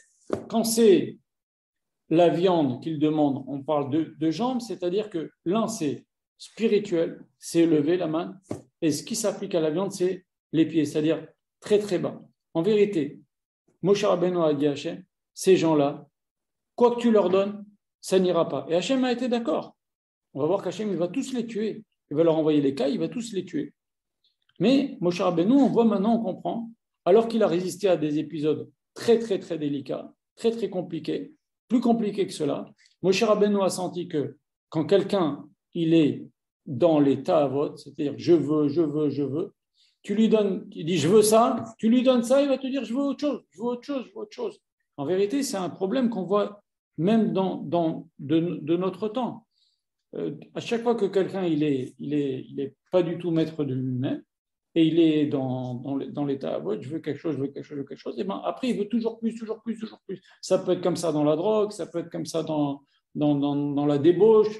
Les gens après ils vont faire des choses encore plus graves. Des fois c'est étonnant comment on entend des trucs horribles qui se passent avec des enfants, avec des machins. Pourquoi? Parce que le type, ça ne lui suffit plus une femme, après il lui faut un homme, après il lui faut un enfant, après il lui faut des animaux à savoir. Il n'y a pas de fin. Quand la personne, c'est le vice qui le guide, on ne peut rien faire. C'est pour ça que Moshe Rabbeinu a dit, avec des gens comme ça, je laisse tomber. Je ne peux rien faire avec ces gens-là. Je ne peux pas, ça ne sert à rien, on ne peut pas les résoudre. C'est bien au-delà de ce qu'ils veulent en vérité. Ce qu'ils veulent, c'est du mal, du yetzer. On veut du yetzer. Et ça, c'est grave, on ne peut rien faire avec ces gens-là. Vayomer Hachem el Moshe, Hachem a dit à Moshe, fais venir 70 hommes. 70 nouveaux anciens, 70 nouveaux sages, on va faire le Sanhedrin. De là, on apprend que la Sanhedrin, c'est 71 hommes. Ok, 70, 71. Avec Rosh Sanhedrin, c'était Moshe. Et donc, pourquoi Hachem a demandé maintenant, avant de leur envoyer les cailles, Hachem dit à Moshe, fais venir 70 hommes. Pourquoi? Parce que Moshe Rabbeinu, lui, il était dépassé par cette demande. C'est-à-dire, il ne pouvait même pas si vous voulez, moi, je peux vous donner à quelqu'un ce stabilo-bas, je peux lui donner si je l'ai, mais si je ne l'ai pas, je ne peux pas te le donner. Maintenant, quelqu'un, il vient, il demande à Moshe Rabbeinu, donne-moi du Yetzer Hara. Moshe Rabbeinu est tellement élevé qu'il ne peut pas rentrer dans leur truc, dans leur demande, comme on a dit, et il savait en plus ça, c'est un truc qui n'a pas de fin, mais à part ça, Moshe Rabbeinu, il est dépassé par la bassesse de ces gens-là. Donc lui, il ne peut pas s'occuper il ne peut pas faire venir la viande, il peut pas. C'est complètement contre nature leur demande et Moshe Rabbeinu. Moshe Rabbeinu, il est super élevé. Il a été capable de ne pas manger 3 fois 40 jours, 40 nuits. Dans aucun endroit dans la Torah, il y a marqué que Moshe mange. Aucun endroit dans la Torah, il y a marqué que Moshe mange. Cherchez. Bien sûr qu'il mangeait. Mais jusqu'à un certain moment, jusqu'à ce que son visage brille, il mangeait. Après, il ne mangeait plus. On va en parler si vous voulez. Mais l'un, il est d'une Kedusha extraordinaire et l'autre, ils ont un Yetzirah extraordinaire. Alors Hachem m'a dit, très bien. Alors, toi, tu n'es pas capable. On va prendre parmi les 70 sages d'Israël qui étaient quand même pas au niveau de Moshe. Et par leur, entre guillemets, du fait qu'ils sont moins forts que Moshe, on va pouvoir, par leur mérite à eux, faire descendre la caille. Mais ce n'est pas flatteur. C'est parce que justement, eux, ils étaient moins purs que Moshe, moins tzadikim, moins kedoshim que Moshe, qu'on peut faire venir cette matérialité. Mais Moshe, c'était impossible. C'était impossible ce qui était demandé. Ce n'était pas pour lui. Okay, il ne pouvait pas donner une chose pareille. Et donc Hachem va dire, on va leur donner des cailles, ils vont manger, etc. Et Moshe Rabbeinu a une remarque. Vayomer Moshe, il a dit à Moshe, à Hachem, Shosh meot elef ragle an, comme j'ai dit tout à l'heure, 600 000 hommes, Asher hanochim bikirbo, parmi lesquels je suis, c'est le peuple d'Israël. Vata marta basar eten lahem, et toi tu as dit Hachem, je vais leur donner de la viande. Comment Hachem, tu vas leur donner de la viande? Vachlu chodesh yamim, et pendant un mois, Atson bakar ishachet, est-ce que même si on fait la shrita de tous nos animaux, ça va leur suffire? Umatzalahem, ça va leur contenter. Im kol daga ayam yasef, si on rassemble tous les poissons de la mer, Umatzalahem, ça va leur suffire. Bien sûr, ça va leur suffire, mais c'est une façon de parler pour nous dire quoi? Ce que j'ai dit tout à l'heure, c'est-à-dire que ça ne leur suffira pas. Quoi que tu leur donnes, ça ne leur suffira pas. Et Hachem le sait. Hachem le sait, il ne va pas leur donner pour les calmer, il va leur donner pour les tuer. Ils vont s'étouffer avec la main jusqu'à que ça leur sorte. La Torah nous dit ça leur sort par le nez. Ils vont mourir. Les patro-réchaïm, ils vont mourir tout de suite. Il y a une marloquette. Est-ce que les patro-réchaïm, ils vont mourir tout de suite ou est-ce qu'ils vont mourir, les réchaïm vont mourir tout de suite? Enfin, en tous les cas, en un mois, il va y avoir beaucoup de juifs qui vont mourir à cause de cette histoire de ta'ava, de soif, de Yetzirah. Maintenant, on apprend quoi de ce verset? Atson babakar et shachet, donc on doit faire la shrita pour les animaux. Ok. D'ailleurs, un autre verset, il y a marqué Hachem a dit à Moshe, tu feras la shrita des animaux comme je te l'ai appris. C'est tout ce qu'on sait sur la shrita. Tout le reste, halakha et Moshe Sinai, mais dans la Torah, c'est pas marqué. Comment il doit être le couteau, où est-ce qu'on tranche, comment ça se passe, etc., etc. Tout ça, la salaison, le vider le sang, tout ça, c'est pas marqué dans la Torah. C'est halakha et Moshe Sinai. C'est des choses qu'Hachem a dit à Moshe et qu'on retrouve dans la Torah orale, mais qui n'est pas écrite dans la Torah écrite. Okay. Maintenant, il y a marqué une chose extraordinaire, Chachamim nous disent, Bim kol daga hayam et asef. Est-ce que les poissons de la mer, je vais les rassembler, ça va leur suffire? De là, Moshe Rabbeinu ne dit pas, et si je prends tous les poissons de la mer, je leur fais la shrita, ça va leur suffire. De là, on apprend de ce verset, Moshe Rabbeinu dit, si je rassemble tous les poissons de la mer, ça va leur suffire. Ça nous apprend que un poisson, il suffit de le sortir de l'eau et il est caché. Comprenez? On n'a pas besoin de faire la shrita. C'est de ce verset qu'on apprend que des poissons, on n'a pas besoin de leur faire la shrita. Ok? Voyomer Hashem el Moshe, Ayad Hashem Tiksa. Tu crois, Moshe, que la main d'Hachem, elle a des limites? C'est-à-dire, c'est quand même bizarre que Moshe n'a pas. Regardez ce qu'on va voir. Ata tiré. Maintenant, tu vas voir, Yekrecha devara yimlo, si mes paroles s'accomplissent ou pas. Moshe il a fait une dernière tentative pour aller calmer le peuple. Vayasef, Shivimé, etc. Et le peuple leur a dit, a dit à Moshe, laisse-nous tranquille, laisse-nous tranquille, tu n'arriveras pas à nous calmer, on reste sur nos positions. Et Rachid nous dit quelque chose d'extraordinaire. D'abord, Hachem a dit à Moshe, quand Hachem a dit à Moshe, est-ce que tu crois que mes paroles ne vont pas s'accomplir? Ce n'est pas que Moshe avait un doute que Hachem ne peut pas leur envoyer de la manne, des cailles, etc. C'est que Moshe Rabbeinu a dit à Hachem, laisse-moi aller leur parler. Hachem a dit, ça ne sert à rien. Et tu verras que ça ne sert à rien. Tu verras que mes paroles s'accomplissent, ça ne sert à rien. Et c'est ce qui s'est passé. Moshe va essayer de calmer le jeu. Ils ne vont pas écouter Moshe. Et Hachem, il va les punir. Maintenant, il y a une fameuse marloquette que Rashi cite. Avant d'entamer les paroles du Rav, c'est quand même bien de connaître ces choses-là du Pshat. Rashi cite ce passage-là. Il dit, c'est un des rares passages où Rabbi Shimon Bar Yochai était pas d'accord avec l'interprétation de son maître, Rabbi Akiba. Rabbi Akiba dit la chose suivante.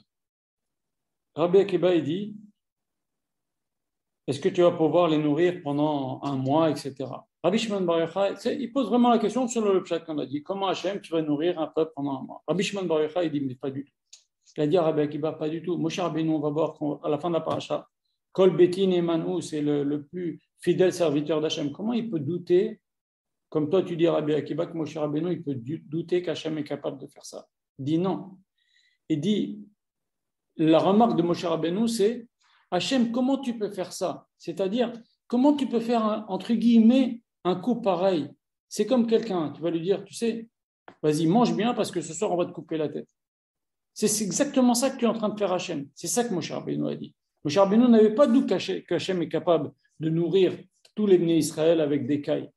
C'est pas ça que dit le verset. Rabbi Shimon Bar Yochai dit que Moshe Rabbeinu a dit Hachem, c'est pas ton kavod de nourrir les Bnei Israël, leur donner ce qu'ils veulent et après les tuer. C'est comme Rachid dit, tu prends un âne, tu lui donnes plein à manger, tu lui dis vas-y, ou un bœuf, vas-y, mange, on va te faire la shrita. On va te tuer. Vas-y, sois bien gras. Ok? C'est pas ton kavod Hachem de faire ça. Hachem a dit eux et 1000 comme eux, je vais les égouiller pour qu'ils apprennent que Hachem est capable. Parce que eux, c'était quoi toute leur remarque? Hachem n'est pas capable de nous donner de la viande. Hachem a dit, je vais vous donner de la viande. Je vais vous tuer après, mais d'abord, je ne veux pas jamais quelqu'un dise qu'Hachem n'est pas capable. Et c'est ça toute l'histoire entre Rabbi Akiba et Rabbi Shimon Bar Yochai sur l'interprétation des versets de Moshe, quand Moshe dit, comment tu vas faire? Alors, Hachem, ça veut dire, comment tu peux faire ça? Comment tu peux gaver des gens pour après les tuer? C'est un chilou, c'est entre guillemets un chilou Hachem. Moshe a dit non. Hachem a dit, c'est pas un chilou Hachem. Ça va rester dans les générations que Hachem est capable de tout. Si maintenant Hachem ne leur fait pas ce qu'il demande, il y aura toujours un type qui dit, tu vois Hachem, les Juifs ont demandé la viande, Hachem ne leur a pas donné. Donc je vais leur donner et je vais les tuer, tant pis pour eux. Maintenant, il y a l'histoire de, j'avance un peu vite, je ne vous fais pas tous les rachis. Hachem a dit à Moshe, rassemble 70 hommes. Il y a un problème parce qu'il y a 12 tribus. Si on en prend 5, 6 par tribu, ça fait 72. Donc, il y a forcément 2 tribus qui vont en envoyer 5. Quelle tribu va bien vouloir, elle, envoyer seulement 5 parmi leurs sages pour siéger au Sanhedrin, alors que toutes les autres tribus en envoient 6? Qu'est-ce qu'a fait Moshe Rabbeinu? Il a fait un tirage au sort. C'est-à-dire, il a rempli 70 papiers où il y avait marqué Zaken ou juge d'Israël et 2 papiers blancs. Et donc, chaque tribu, il y a le chef de tribu qui est venu et qui a tiré, chaque tribu elle a envoyé 6 hommes, et les hommes ils ont tiré, et celui qui tirait Zaken, il faisait partie du Sanhedrin. Maintenant, il y avait 72 papiers, 2 blancs, et 72 personnes qui sont venues. Donc il y a 2 qui ont tiré un papier blanc. Ces 2-là, Moshe leur a dit, Hachem ne veut pas de toi, et tous les autres. Donc il y avait 66 10 tribus qui donnaient 6 hommes et 2 tribus qui donnaient 5 hommes parmi eux, 5 sages parmi eux. D'accord. Maintenant, il y a 2 tzadikim qui ont dit, pourquoi on va? Non, on ne va pas, nous, ils n'étaient pas au courant de cette histoire-là, des 2 blancs, etc. On dit, non, on n'y va pas, et c'est tout. Eh bien, ils se sont diminués, alors qu'ils faisaient partie des sages. Et Hachem a dit, vous diminuez, on va voir qu'ils vont avoir une prophétie. Et leur prophétie, nous dit Rashi, ne va jamais cesser, alors que ce passage-là, où les 70 Zekenim vont être intronisés, ils vont avoir tous un espèce de roi HaKodesh qu'on va prendre de chez Moshe Rabbeinu. Hachem va dire, je vais prendre de ton roi à toi, je vais le donner aux autres. Mais malgré tout, Moshe Rabbeinu n'a rien perdu. Chachamim nous disent, à quoi ça ressemble? Ça ressemble à une bougie. Une bougie, elle peut allumer 70 autres bougies, elle ne perd rien. Elle reste la flamme toujours sur la bougie. Donc Moshe Rabbeinu, son roi à Kodesh, sa sainteté, elle est venue sur les 70 hommes. Mais eux, ils ont prophétisé un tout petit peu et puis après ça a cessé. Okay, au moment de l'inauguration. Mais eux, Eldad ou Medad, qui ne se sont pas mêlés à cette assemblée-là, par Anava, leur prophétie n'a jamais cessé. Et qu'est-ce qu'ils ont prophétisé? Ils ont prophétisé que Moshe Rabbeinu ne va pas rentrer en Eretz Israël. Je vous rappelle ce que Moshe Rabbeinu a dit, Hachem, tue-moi. Si c'est ça, Hachem, tue-moi. Okay, Alors ça, c'est un grand chidouche parce que les Juifs, ils étaient partis pour rentrer en Eretz Israël avec Moshe. Et donc là, Moshe Rabbeinu ne rentre pas. Regardez ce que ça entraînait, cette histoire-là. Si Moshe Rabbeinu était rentré en Eretz Israël, c'est lui qui construit le Beth Amikdash, il ne serait jamais détruit. Enfin, c'est le Mashiach. Donc, Moshe, il prophétise, Moshe Rabbeinu ne va pas rentrer en Eretz Israël. Et le Targum Yonatan, il prophétise aussi sur les guerres de Gog et Magog. Donc aujourd'hui, j'ai posé la question dans le groupe, qu'est-ce que ça va faire l'histoire de guerre de Magog? En vérité, il prophétisait sur les dirigeants des générations. Et ça va, les derniers dirigeants, les grands dirigeants, c'est les dirigeants qu'il y aura avant l'époque de Gog ou Magog. Vous savez que le Zohar HaKadosh dit que tous les gens qui ont fait du mal au Bnei Israël, les dirigeants qui ont fait du mal au Bnei Israël, ils vont revenir en Gilgul à l'époque de Gog ou Magog. Ils vont de nouveau rediriger leur peuple, sous un autre nom, bien sûr. Il y avait Néron, ils vont revenir, Nebuchadnezzar, etc. Ils vont revenir, ils vont diriger leur peuple, et là, Hachem, il va leur donner à chacun. Et donc, ils ont prophétisé l'histoire de Gog ou Magog. Très bien. Et qu'est-ce que dit Yoshua Benoun? Il dit Moshe Kaleem, Moshe Kaleem, il y a différentes explications.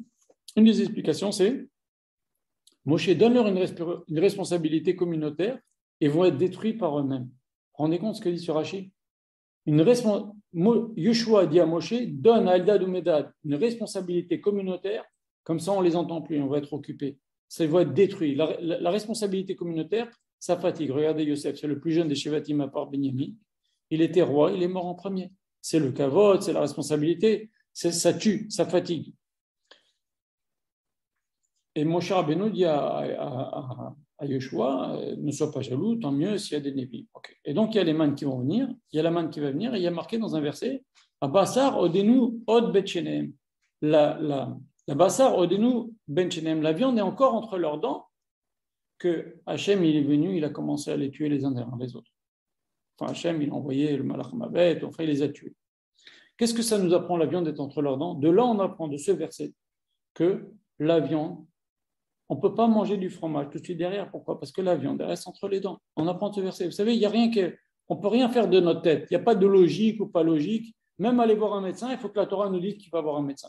On l'apprend dans Mishpatim. Donc là, on apprend de là que avant de manger du lait, il faut attendre. Pourquoi? Parce que Abasar odenu benchenem, la viande était encore entre les dents. Donc on va dire quelques petits mots que le Rav a dit. Pourquoi Moshe Rabbeinu a pu rester 40 jours et 40 nuits, 3 fois, sans boire et sans manger? Parce que vous savez que quand les Juifs ont dit Naaseh Benishma, ils ont reçu 2 couronnes.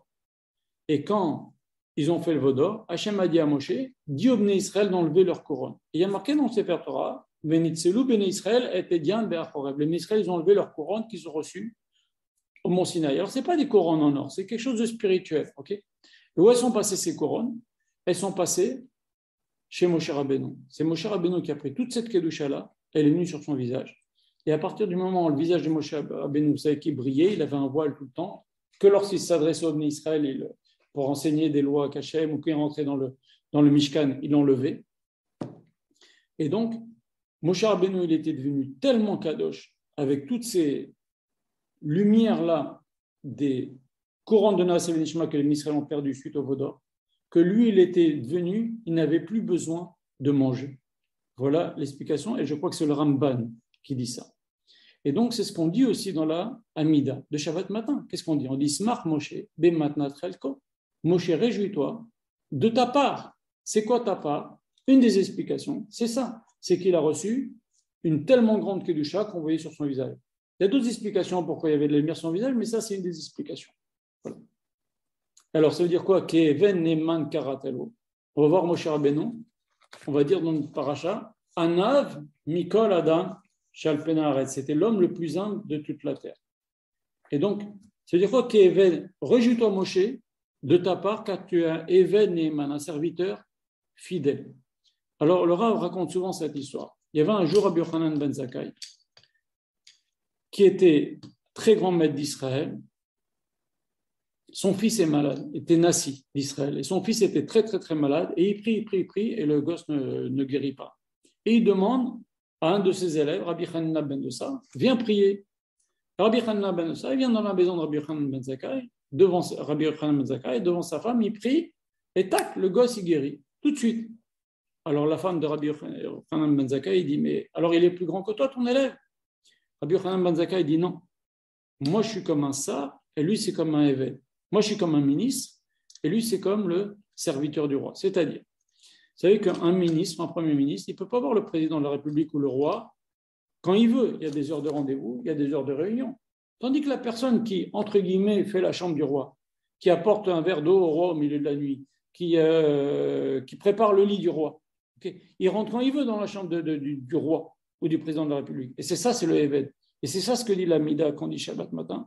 Ismach Moshe b'matatrelko. Réjouis-toi, Moshe, de ta part, c'est les lumières qui avaient sur son visage, c'est Corona, c'est Benishma, qui est Eved Neeman, tu es comme un Eved.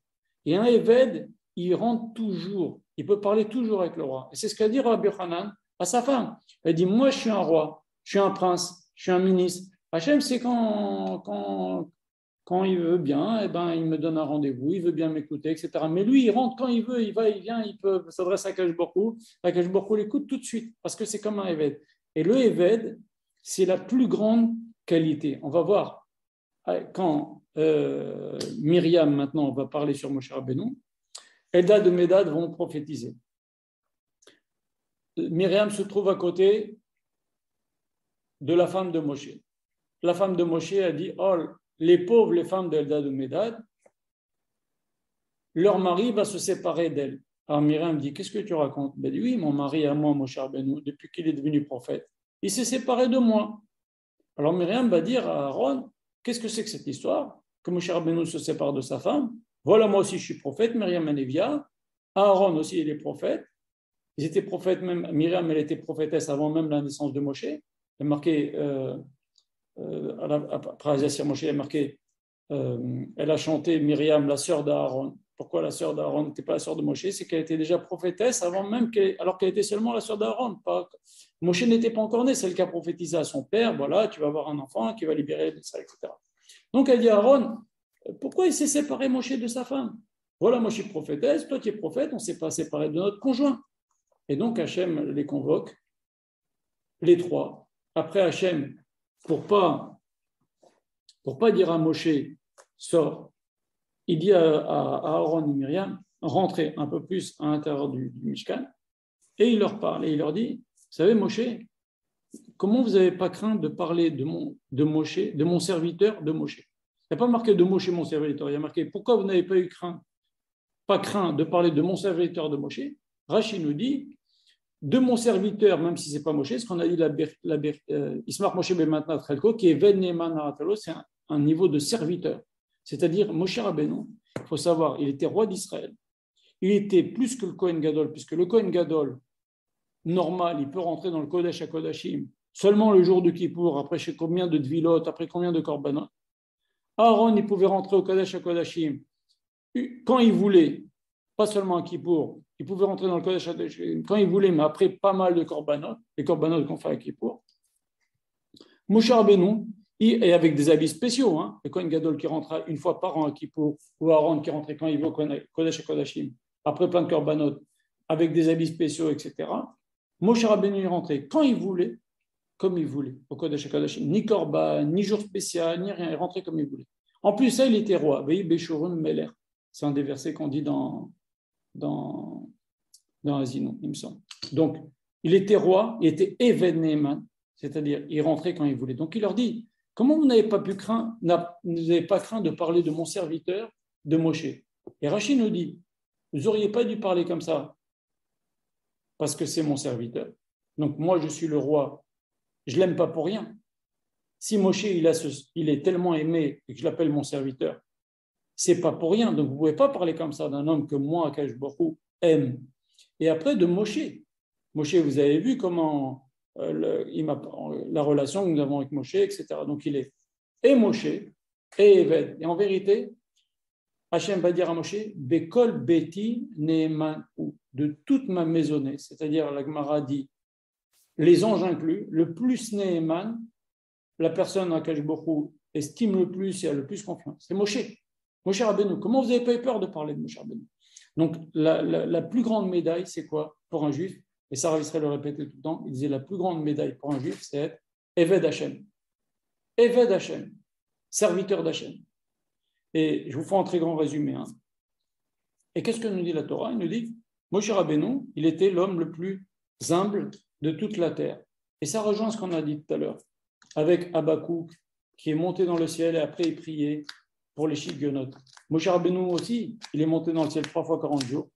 Quand quelqu'un il monte dans le ciel, il voit la grandeur d'Hachem, il voit la petitesse de l'être humain, la condition humaine, il est extrêmement humble. La Gemara raconte une histoire avec Rav Zeira, qui un jour, je crois que c'est lui il est parti chez un ami à lui, qui l'a invité, ils ont fait la Seudat Purim. Je crois que c'est lui, en tous les cas, il est mort à Zera. Je crois que c'est l'autre qui l'a tué, après il a prié, il a ressuscité. Et après, il a dit, moi je suis monté dans le ciel, j'ai vu ce qui se passe dans le ciel, j'ai vu la grandeur d'Hachem, ne m'appelez plus Rav Zera, appelez-moi Rav Zeira, le petit. C'est-à-dire que quelqu'un, quand il va dans le ciel, et il voit la grandeur d'Hachem, la grandeur des mondes supérieurs, etc., et après il revient, il est très, très, très anav, forcément très, très, très, très anav. Alors, je répète ce que le Rav dit, on ne tient pas compte de ce que disent les autistes, on ne tient pas compte de ce que disent les morts cliniques, mais en tous les cas, voilà Moshe Rabbeinu qui montait dans le ciel, Rav Zera, Habakkuk qui est mort alors qu'il était petit, après il est revenu. Eh ben, ils sont arrivés à un niveau d'humilité et de crainte d'Hachem exceptionnel. Pourquoi? Parce qu'ils ont eu justement cette vision-là de ce qui se passe après la mort. Et aussi, la hanava, c'est la plus grande qualité du monde. Le Chazon Ish disait, le plus grand kavod, c'est fuir le kavod. Et je vais dire encore 2-3 petites choses, on va terminer le cours pour pas que ce soit trop long. Vous savez que Chachamim nous disent, le texte nous dit, dans le Tanakh, il est marqué Reshit Chochma Yirat Hashem. Le début du début de la sagesse, c'est déjà craindre Hashem. Et il y a un autre verset qui nous dit Ekev Yirat Hashem Anava. Le talon de la crainte d'Hachem, c'est la modestie. C'est-à-dire que ce qui fait tenir la crainte d'Hachem, c'est la modestie. C'est prenez une femme, par exemple, elle est sur des chaussures à talons, vous lui coupez le talon, elle marche pas bien. Ou un homme qui doit se tenir sur ses talons, on ne tient pas bien, on tient en équilibre. C'est-à-dire que l'équilibre de la crainte d'Hachem, c'est la modestie. Dès qu'il n'y a plus de modestie, la crainte d'Hachem, elle ne tient plus. Et qu'est-ce qui fait tenir la chorma? C'est la crainte d'Hachem. Donc en vérité, la chorma tient sur la crainte d'Hachem tient sur la hanava. Tout repose sur la hanava. Et il faut fuir le kavod pire que le feu. Il n'y a rien de pire. Et la plus belle qualité, c'est la modestie. Voilà. Donc maintenant, je vais juste terminer. Donc après, Moshe Rabbeinu va prier, il va dire Ana Fanala. Je vais juste terminer 2-3 petites choses que le Rav a dit. Okay? Bon, est-ce que vous avez des questions sur ce qu'on a dit ou pas déjà, jusqu'à maintenant? Moi, j'ai une question. Je vous écoute. Attendez. Voilà, excusez-moi. Bonsoir. Oui, je voulais vous demander au sujet des trois... au sujet des j'ai pas très bien compris par rapport à Moshe qui a pu rester trois fois 40 jours sans boire et manger. Si vous pouvez répéter. Bien sûr. Les Juifs ont dit Naaseh Venishma. Akadosh Baruch Hu a envoyé des anges pour leur mettre sur la tête des couronnes spirituelles, des choses qui les ont élevés. Ok? C'est les couronnes de Naaseh Venishma. Et quand les Juifs ont fait le veau d'or, Moshe Rabbeinu a supplié à Hachem de leur pardonner. Hachem a dit déjà qu'ils enlèvent leur couronne. Il y a marqué Venatzlu Bnei Israël et Ediam Be'achoreb. Les Bnei Israël ont enlevé leurs bijoux, leurs parures qu'ils ont reçues au Mont Sinaï. Ces couronnes Naaseh Venishma, la Gemara dit Hachem a envoyé des anges pour les enlever. Qu'est-ce qu'elles sont devenues ces couronnes? Hachem a mis toute cette kedusha-là qu'il y avait dans ces couronnes-là.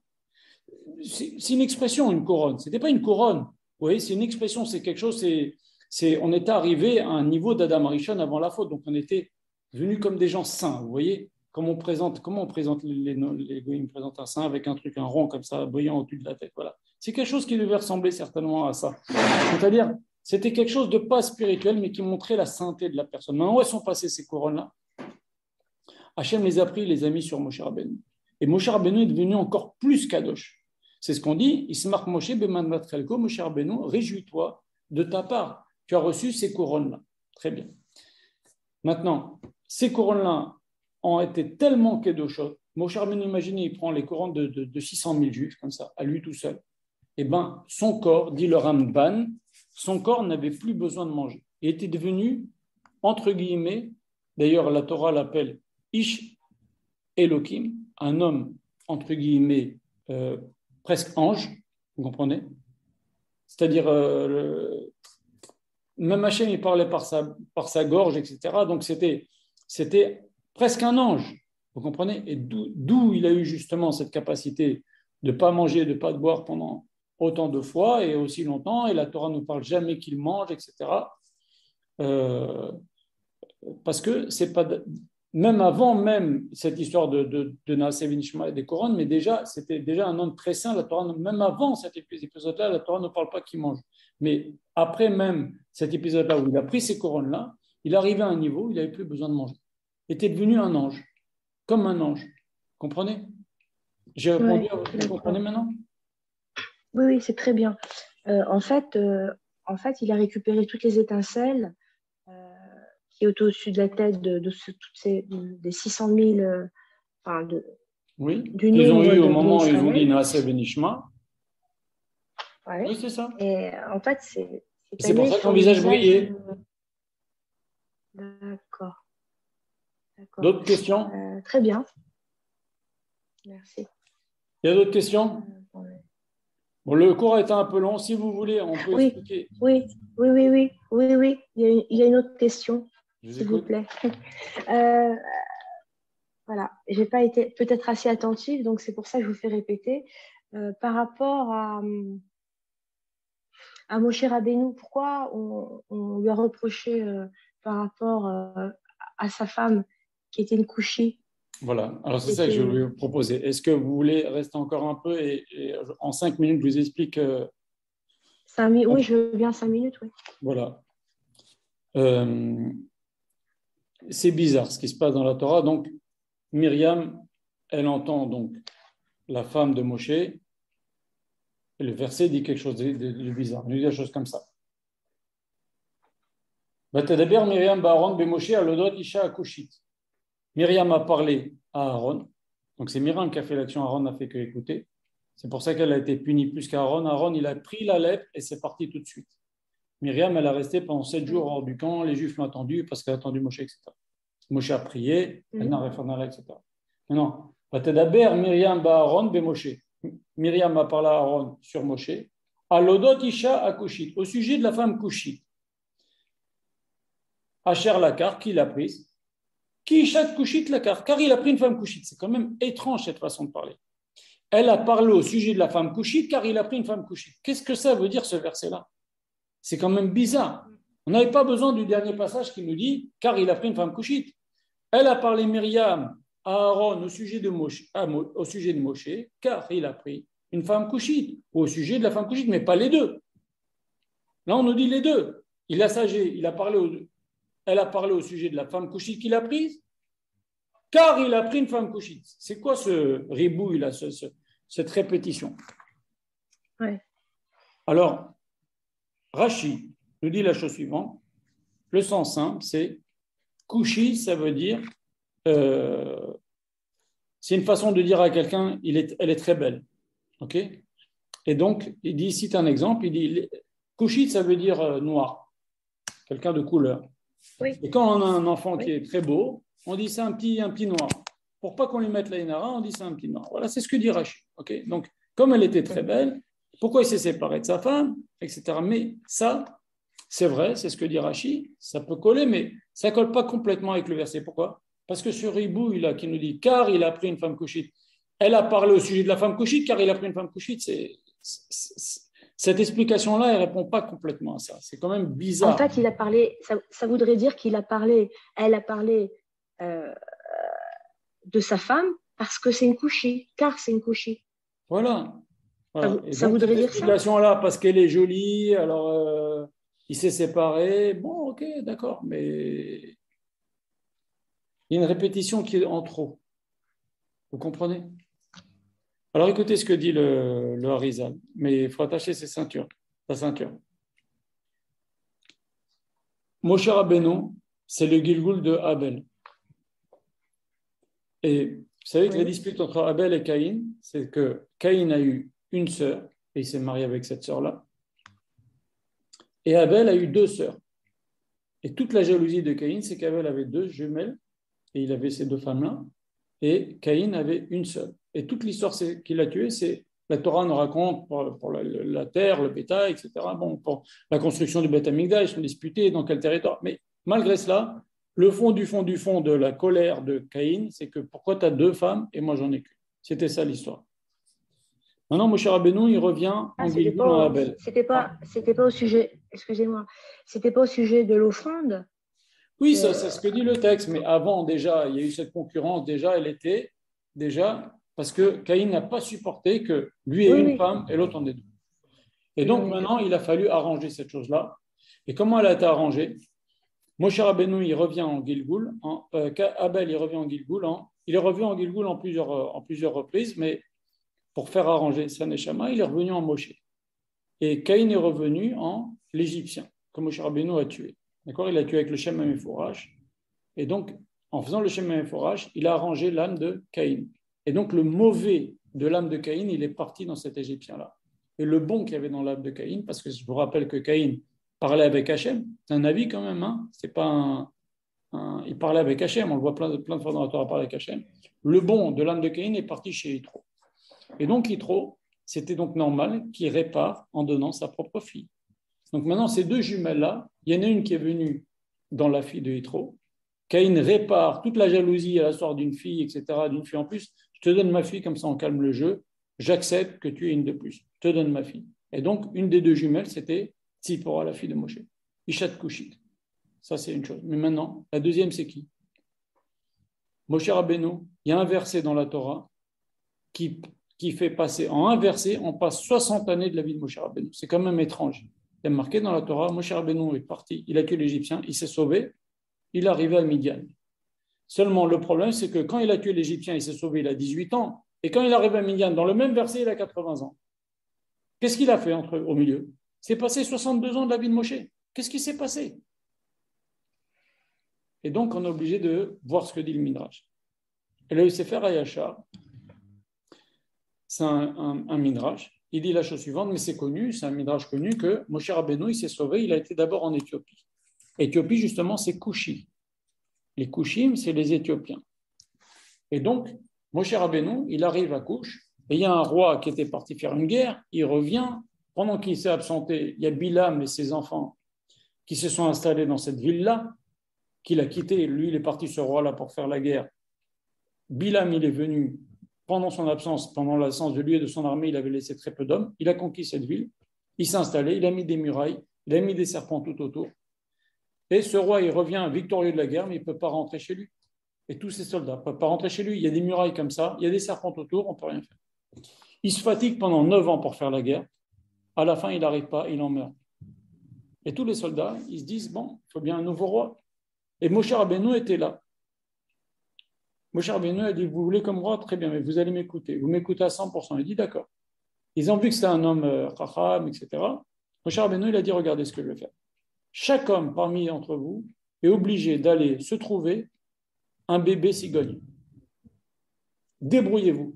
Il n'y a pas un homme qui revient sans bébé cigogne. Il y avait beaucoup de cigognes dans cet endroit-là, en Éthiopie. Et donc, chacun est parti à la chasse prendre un bébé cigogne, okay, ou un jeune cigogne. Et ils l'ont ramené, chacun a pris son cigogne dans une cage, il l'a éduqué, etc. Très bien. Et après, une fois que tous les Éthiopiens qui étaient de cette armée-là avaient pris chacun une cigogne, ils avaient donc des milliers de cigognes, il leur a dit, Moshe Rabbeinu, 3 jours, vous ne recevez pas les cigognes. Et les cigognes étaient super affamées. Moshe Rabbeinu a dit, maintenant, vous les lâchez. Les cigognes, elles sont parties, elles ont mangé tous les serpents. Et donc, ils ont pu passer ce barrage-là qu'avait fait Bilam avec les serpents. Bilam s'est sauvé. Ils se sont retrouvés plus tard. C'est dans les prochaines parachutes. Et les fils de Bilam se sont retrouvés avec Paro. C'était les conseillers de Paro. Et donc, Moshe Rabbeinu, il rentre en tant que roi dans cette ville-là. Okay. Maintenant, dans cette ville-là, il y a la femme du précédent roi. La ville de Couche. Oui, la ville principale de Couche. Je ne sais pas comment elle s'appelait, mais c'est la capitale de Couche, si vous voulez. D'accord. Et donc, Moshe Rabbeinu, il arrive là en tant que roi. Il rentre en tant que roi. Et donc, on lui dit, ben voilà, il y a la femme du roi. Elle est veuve maintenant. Tu veux te marier avec elle. Moshe Rabbeinu a compris que cette femme-là, c'est la deuxième sœur jumelle de Havel. Une, on a dit Moshe Rabbeinu, il revient en Gilgoul de Havel, il devient c'est Moshe. Une, c'est la fille de Yitro, Tzipora. Et l'autre, c'est cette femme-là, la reine d'Éthiopie. Et Moshe Rabbeinu, qu'est-ce qu'il fait? Pour faire son tikkun à cette femme-là, il lui fait une guéroute, une conversion. Il lui donne Kiddushin, Arat Mekudeshet, Betabazot, Kadat Moshe Israël, il lui donne la bague, mais il ne fait rien avec elle. Il plante une épée, dit toi, tu habites là, moi, j'habite là, on ne se touche pas. Et donc, Moshe Rabbeinu, pendant 40 ans, il vit avec cette femme. À la fin, cette femme, au bout de 40 ans, elle en a marre. Elle dit à tous les gens de son royaume, moi j'ai mon fils est devenu grand maintenant, hein, il a 40 ans, mon fils que j'avais eu avec le précédent roi, il a peut-être 45 ans ou truc. Donc maintenant il va régner, et puis il est de chez nous, Moshe Rabbeinu, de toute façon il ne se conduit pas comme un mari avec moi. Et donc ils ont raccompagné Moshe avec un grand kavod, et Moshe Rabbeinu est parti chez Yitro. Là-bas il va faire 10 ans de prison. Moshe Rabbeinu a fait 10 ans de prison, il a tué quelqu'un, il a fait 10 ans de prison, Yitro l'a mis en prison, parce qu'il était wanted en Égypte. Il en est resté là, Yitro. Et qui venait lui donner à manger, c'est Tzipora. Donc en fait, qu'est-ce qu'a fait Myriam? Elle dit, qu'est-ce que c'est que cette histoire avec la femme couchite? Que Moshe Rabbeinu, il a vécu 40 ans avec une femme, il a donné des kiddushin, il a converti, et il ne va pas avec elle. Excusez-moi, c'est qui venait lui donner à manger, c'est Tzipora? Oui. À Moshe. Oui. Donc Moshe Rabbeinu, il s'est marié avec Tzipora après, mais il n'a pas voulu se marier avec cette fille-là. Par contre, il a fait son tikkun, c'est-à-dire il lui a converti, il lui a donné des kiddushin. Et donc toute la question de Myriam, c'est qu'est-ce que c'est que cette femme couchite que Moshe Rabbeinu a pris? Pourquoi elle pose la question maintenant? Parce que Eldad et Medad viennent de prophétiser que Moshe Rabbeinu ne rentre pas en Eretz Israël. Alors elle a dit, pourquoi Moshe Rabbeinu ne rentre pas en Eretz Israël? Peut-être qu'il a fait quelque chose de pas bien. C'est quoi la chose de pas bien? C'est cette histoire avec la femme couchite, où il a, pourquoi tu l'as converti et tu lui donnes des kiddushin si c'est pour pas vivre une vie de couple avec elle? C'est ça toute la question de Myriam. Qui Isha Kushit Lakar, car il a pris une femme Kushit et il lui a donné des kiddushin et il a pas eu de vie avec elle. Voilà, c'est ça toute l'histoire. Voilà. Ah d'accord, j'ai compris. En fait, elle savait pas en fait Myriam que c'était que il avait vu ça par Voilà. voix. Lui, il a vu ça par Roi HaKodesh, que c'était sa Par Kodesh. demi-jumelle, et il devait l'arranger elle. Et donc, il a fait ce qu'il faut, mais elle ne savait pas ça. Voilà. Et donc, c'est ça la question de Myriam. Et Moshe, Hachem dit à Myriam, Parce que lui, il n'a pas répondu. Non, il n'a pas répondu parce qu'il savait ce qu'il faisait. Lui savait ce qu'il faisait. Lui savait ce qu'il faisait. Mais il y a beaucoup. Parce qu'elle, en fait, elle se disait, elle s'est dit, Myriam, elle s'est dit, mais moi aussi,